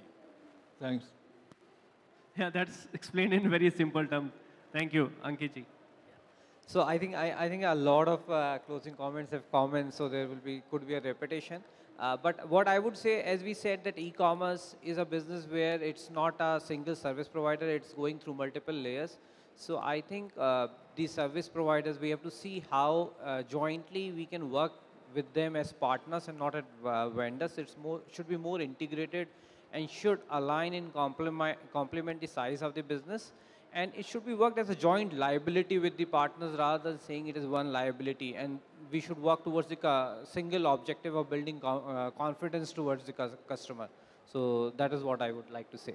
Thank you, Ankit, and thank you so much to all the panelists. Very rightly said, joint responsibility, because your job starts right from the customer is logging in, entering into the system, searching something, capturing the information, doing the transaction, passing on the transaction information to the hotel or the travel, and then they are confirming back. And then the transaction is stored somewhere, which needs to be also encrypted and stored securely. So that entire journey has to be completely secure, and fully agree with you. Now we are open for the questions.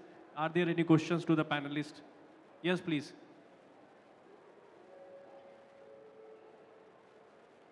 Can someone pass the mic, please?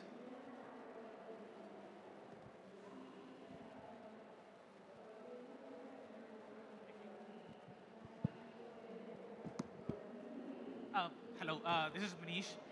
As a budding entrepreneur that would be starting a tech venture very soon. Oh, as a budding entrepreneur that would be starting a tech venture. Sorry, I forgot to introduce myself. I'm Manish Dwivedi.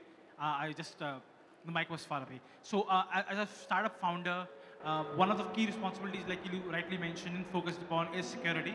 So that would be a very touchy subject for some people, at least starting off a company. What would be the checklists that would you suggest that that we should implement as a company, processes and technology both, that would ensure or at least give the impression legally compliant and also sometimes preferred? For example, GDPR is not mandatory in India, but if you can provide that kind of security in India to Indian customers, to Indian vendors, that would be at least admired, if not required.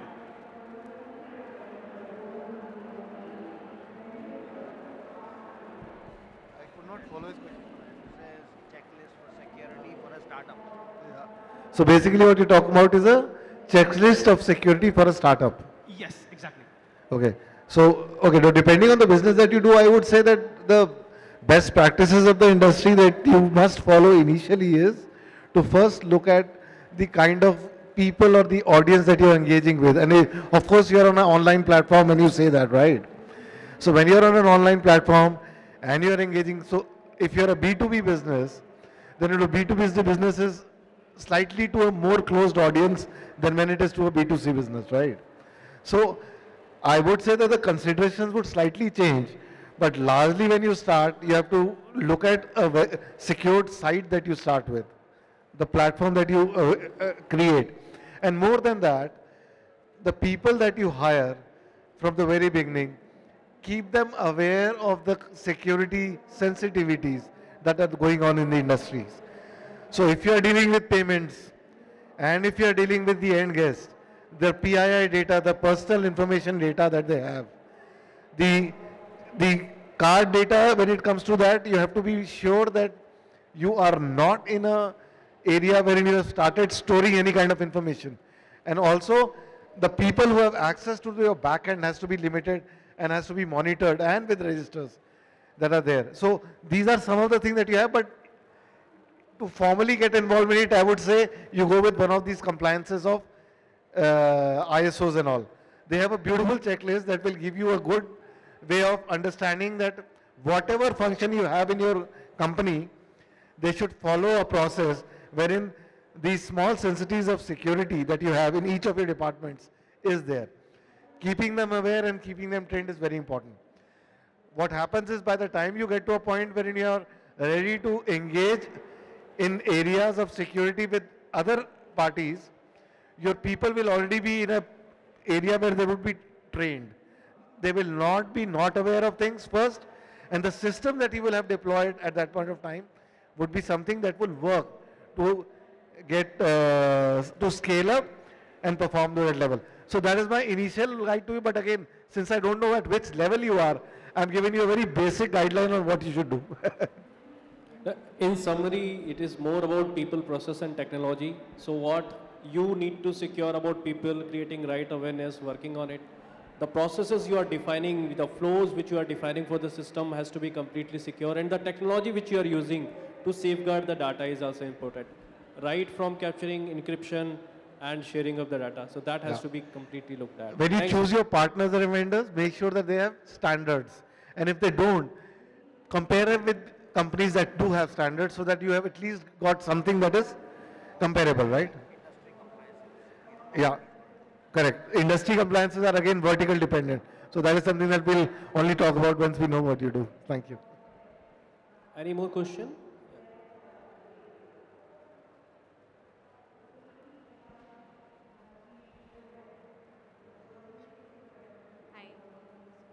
My question is regarding the emerging Can you bring the technology. mouse? Yeah. My question is regarding the emerging technologies. Now we see in hospitality industry, every day we have increased the uses of IoT technologies. and IoT devices, right? So how do you think we are ready for the security around IoT devices? Okay, we haven't really implemented IoT, but I can tell you one thing that IoTs are doing. Vibhas, would you want to take this question? Okay. So IoT is going to take up hospitality in a big way, and I say that especially because most of the evolved and mature markets, what they see IoT as an opportunity to do two things. One, save manpower costs in a big way, and energy costs in a big way, that is saving. Number two, improve security, right, and automation. So these are some of these considerations that will bring IoT in a big way. Now when it comes to security, it is about how they implement it, right? I'll tell you my experience in implementing it still is not to the level where I would be able to advise you on it, but I can tell you one thing, that any two systems talking, and when they talk, the security compliances are usually to the extent that the protocols that are followed have to be secure. So when I am talking to a third party, I usually would do it through a VPN if it is just one-to-one engagement. If it is not a one-to-one engagement, maybe I'll open some port and have firewalls established with limited access in, let's say, geo-IP fencing is done if there is a certain region that I'm engaging with. So security considerations accordingly are implemented even when we are doing it with IoT device. And IoT again becomes very regional, wherein a lot of it is planned around the vicinity of the person who's using that service. I think the implementation would be very close to that. But that's about it. I mean, I don't think I can go any deeper if anybody else would like to take up. If I may add to what Prabhashi has said, generally every OEM who is providing IoT device, they have to also ensure the needed security patches they are providing. Absolutely. You can keep on checking the vulnerability of IoT devices. There are a lot of vulnerability tools available which can proactively tell what are the vulnerabilities there. The Prabhashi already said the data which is originating from IoT device and going to the system has to be completely secure, so that interface which you are building has to be completely secure. So that all things you can ensure through this. My question is from an individual perspective. As Mr. Avtar Singh and Mr. Prabhash has correctly stated, that it is also a work for an individual to secure its data. But we are having at present moment, we have online payment gateway system where we are keeping all our sensitive financial data. So as an individual, how do I ensure that my data is secured? So, you know, one of the things I would tell, and this is not just as a consumer, even employee of a company, same problem happens there. Because ultimately they are also a consumer in their personal capacity. The security awareness, the basic awareness, is a minimum for everybody who wants to be playing a digital life. And it starts with even knowing which site is secure, which is not. Half the country doesn't know there is something called a HTTPS. And I can tell you, very well educated, informed people working in senior positions have no clue. So that's one. When you talk about gateways particularly, please understand there are a lot of regulatory requirements which have to be constantly met by the gateway providers. So in my view, those are still very secure environments. I know enough people who will actually download applications without even reading about what the application does because it just popped up somewhere and say yes, yes, yes. And they've given a consent to share their birth certificate, you know, almost there. And to me, this is the only solution. Awareness is the only solution. If you turn the table from the individual to the corporate, I'll tell you the problem in corporates. Most of the big companies actually put a lot of money on security when they are installing security. They do firewalls, they do perimeter, they do all that. But after they've installed and they do a big, you know, party because they've gone live, nobody really takes care of them on a daily basis because the environment is so dynamic that the security perception and security reality is an everyday changing game. So you have to have this constant mindset when you talk about individuals saying, I could lose something or I could say yes to something which is not supposed to be. And corporate could lose the other way. So that's how it works. There's no other solution. There's no one single answer to how are you fully secure. It is your personal responsibility to pay attention to what you're doing with the technology. So if there are no more questions, I would like to thank all the panelists for sharing their valuable views, and then we will conclude this session. Thank you so much.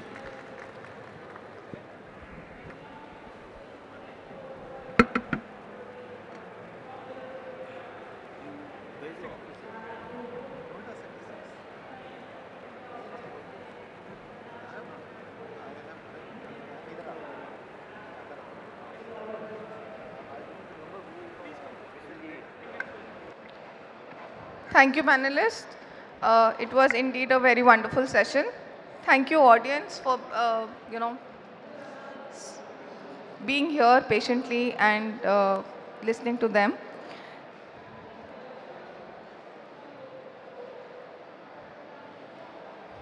May I request Mr. Anil Malhotra to come up on stage and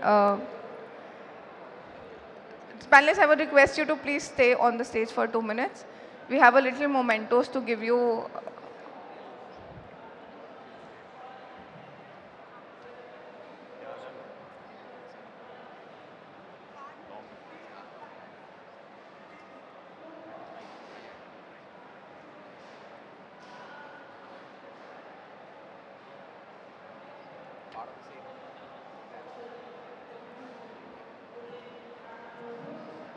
Mr. Ankit Agarwal.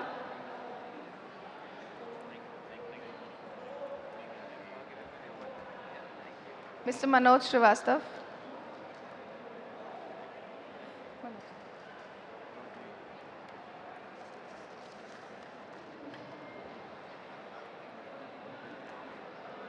Mr. Vibhas Prasad.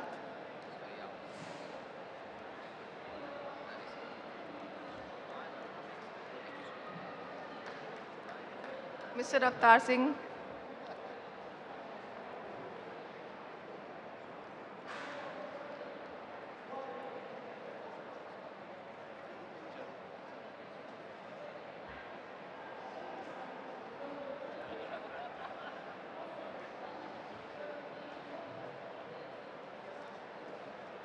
Mr. Prabhas Bhatnagar.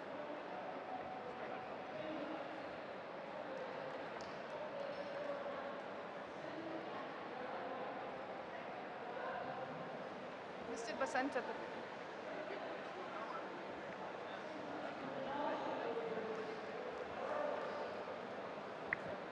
I would request everyone to please be settled down. We'll be starting with our awards in 2 minutes. Mr. Arijit.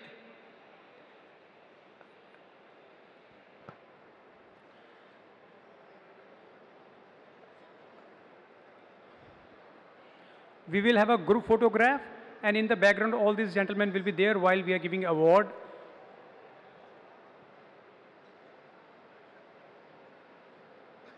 Over to you, Radhika. Thank you.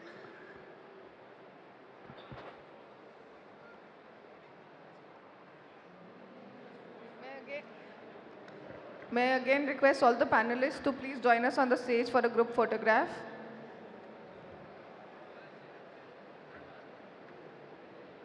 I request our chairman, Dr. Rakesh Kumar, to please join us on the stage.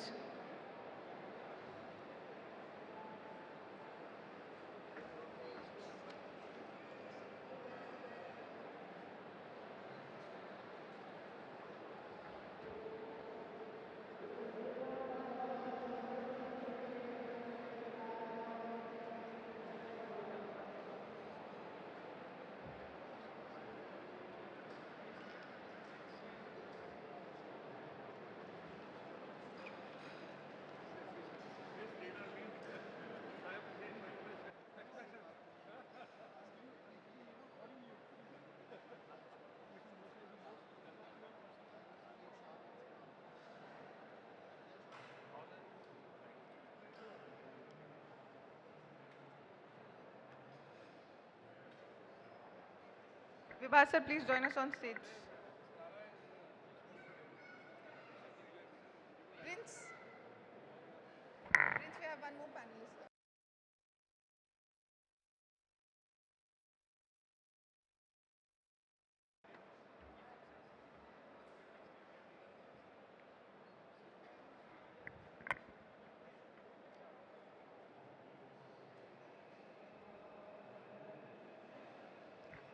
We'll now start with our awards. I request all the panelists to stay on the stage while we announce the awards. IHT, IHE 2022 has collaborated with GSTP to give away special technology awards.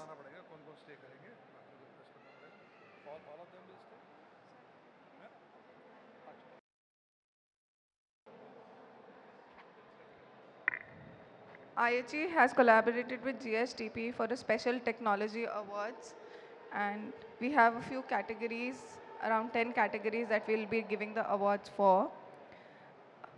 The first award that we are going to give away is IT Innovation and Customer Service.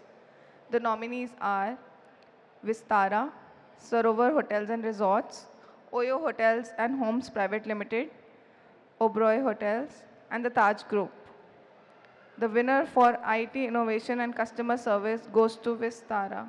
May I request someone from Vistara to please come and take this award.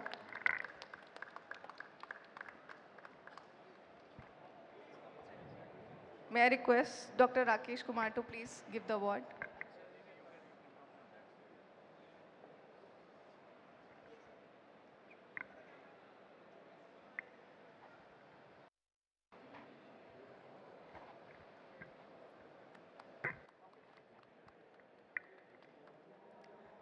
Our next award, Outstanding Project for Cloud Implementation. The nominees are Taj Group, Oberoi Group, and the Leisure Group of Hotels. The award goes to Leisure Group of Hotels. May I request Mr. Vibhas Prasad to please come forward and take the award. May I request Mr. Rakesh Kumar, Mr. Anil Malhotra, and Mr. Basant Chaturvedi to come forward and please present the award.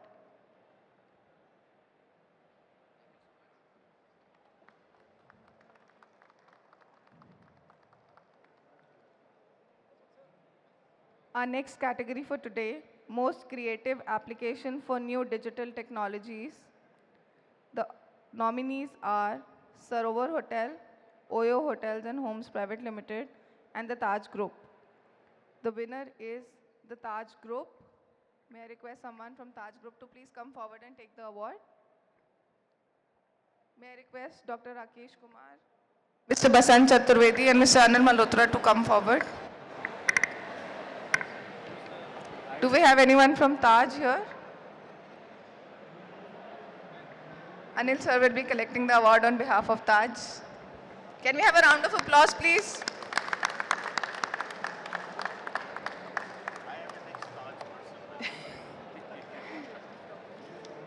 Our next category, Digital Transformation Solutions Partner of the Year.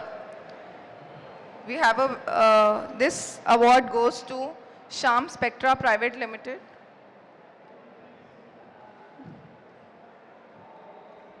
May I request Dr. Rakesh Kumar, Mr. Anil Malhotra, and Mr. Anand Goyal from Oberoi Group to come forward and give away the award.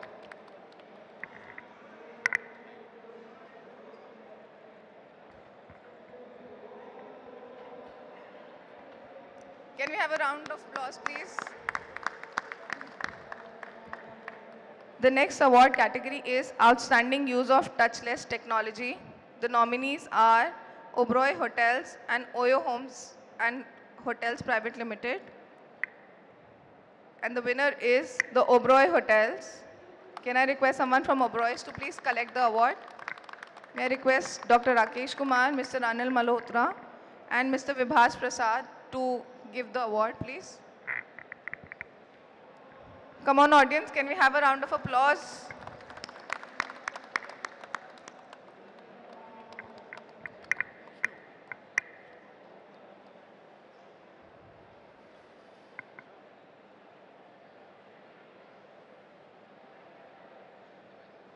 Our next category, leading provider for artificial intelligence and augmented reality technology. The nominees are Oberoi Hotels and Oyo Hotels and Home Private Limited. The award goes to Oyo Hotels and Homes Private Limited. May I request Dr. Rakesh Kumar? I think there is no representative of Oyo here. If there is no one, I would like Shri Disha to come here and take this on behalf of Oyo, because she is totally into all those things. Thank you.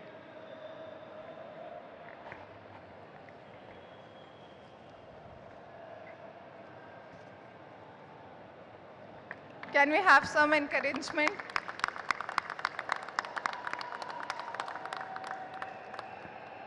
Next, we have some special IHE GSTP awards. A special IHE GSTP award goes to IIHM, Dr. Suborno Ghose. Can I have someone from IIHM to collect the award, please? May I request Dr. Rakesh Kumar, Mr. Anil Malhotra, Mrs. Manoj Srivastav to give away the award, please?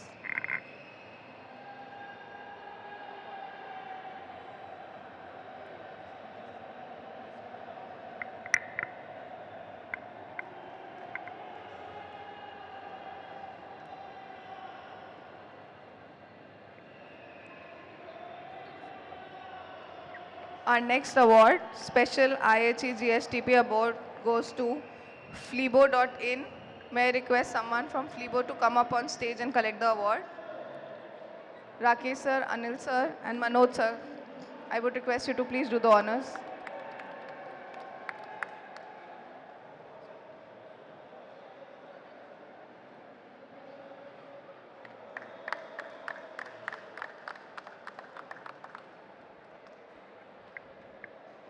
Another very special award that we've decided to give away this time is the Hall of Fame award. May I request Mr. Arijit Bhattacharjee to please come forward for this award. This is the IHE GSTP Hall of Fame award for you, sir.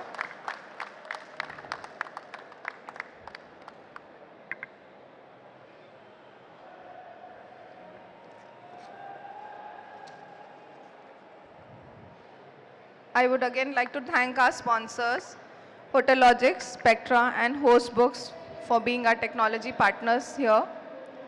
May I request all the awardees to come up on stage for a group photograph, please?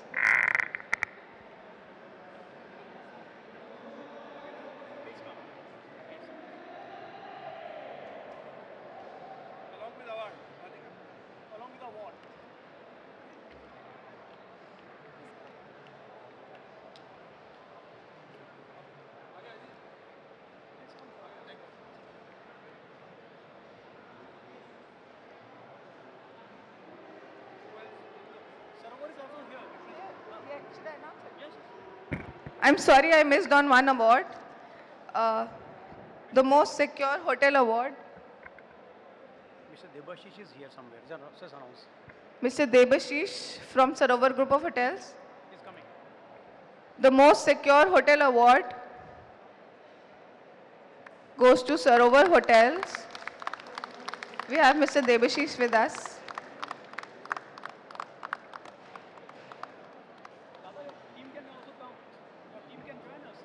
Please, Sarovar team, you can join us on stage.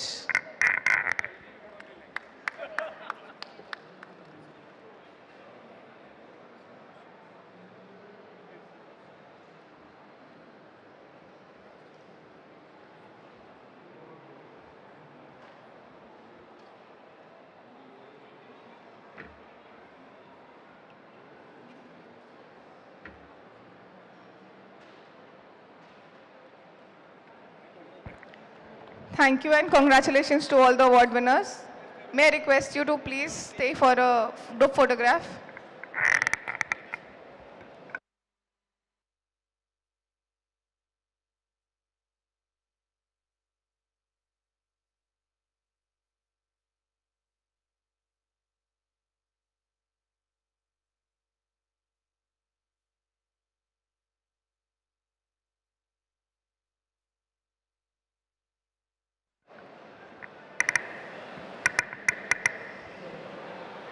I would request our chairman to please also facilitate Mr. Harish Chandra for his efforts.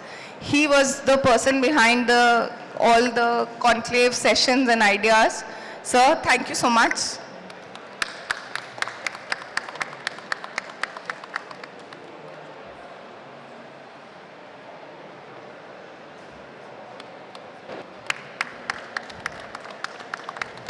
We look forward to many more sessions with you, sir.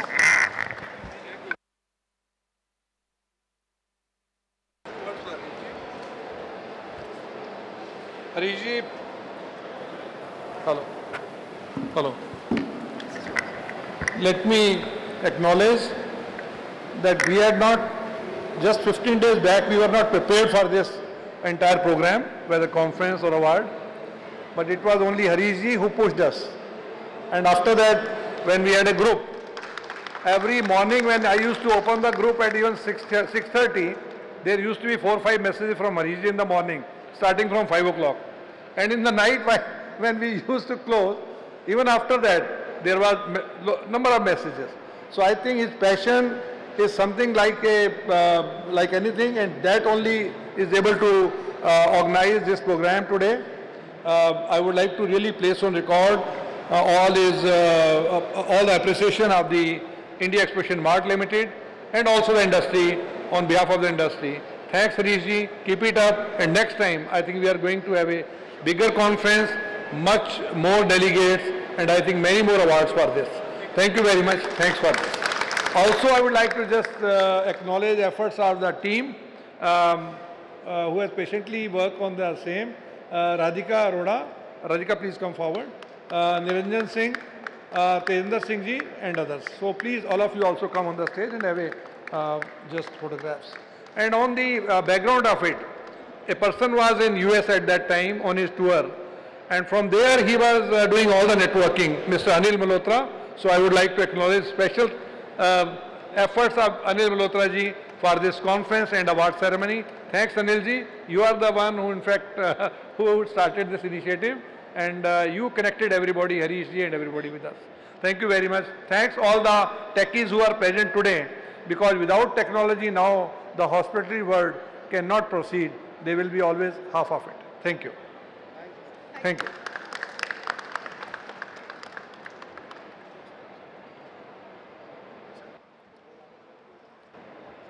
Thank you so much, Aichi.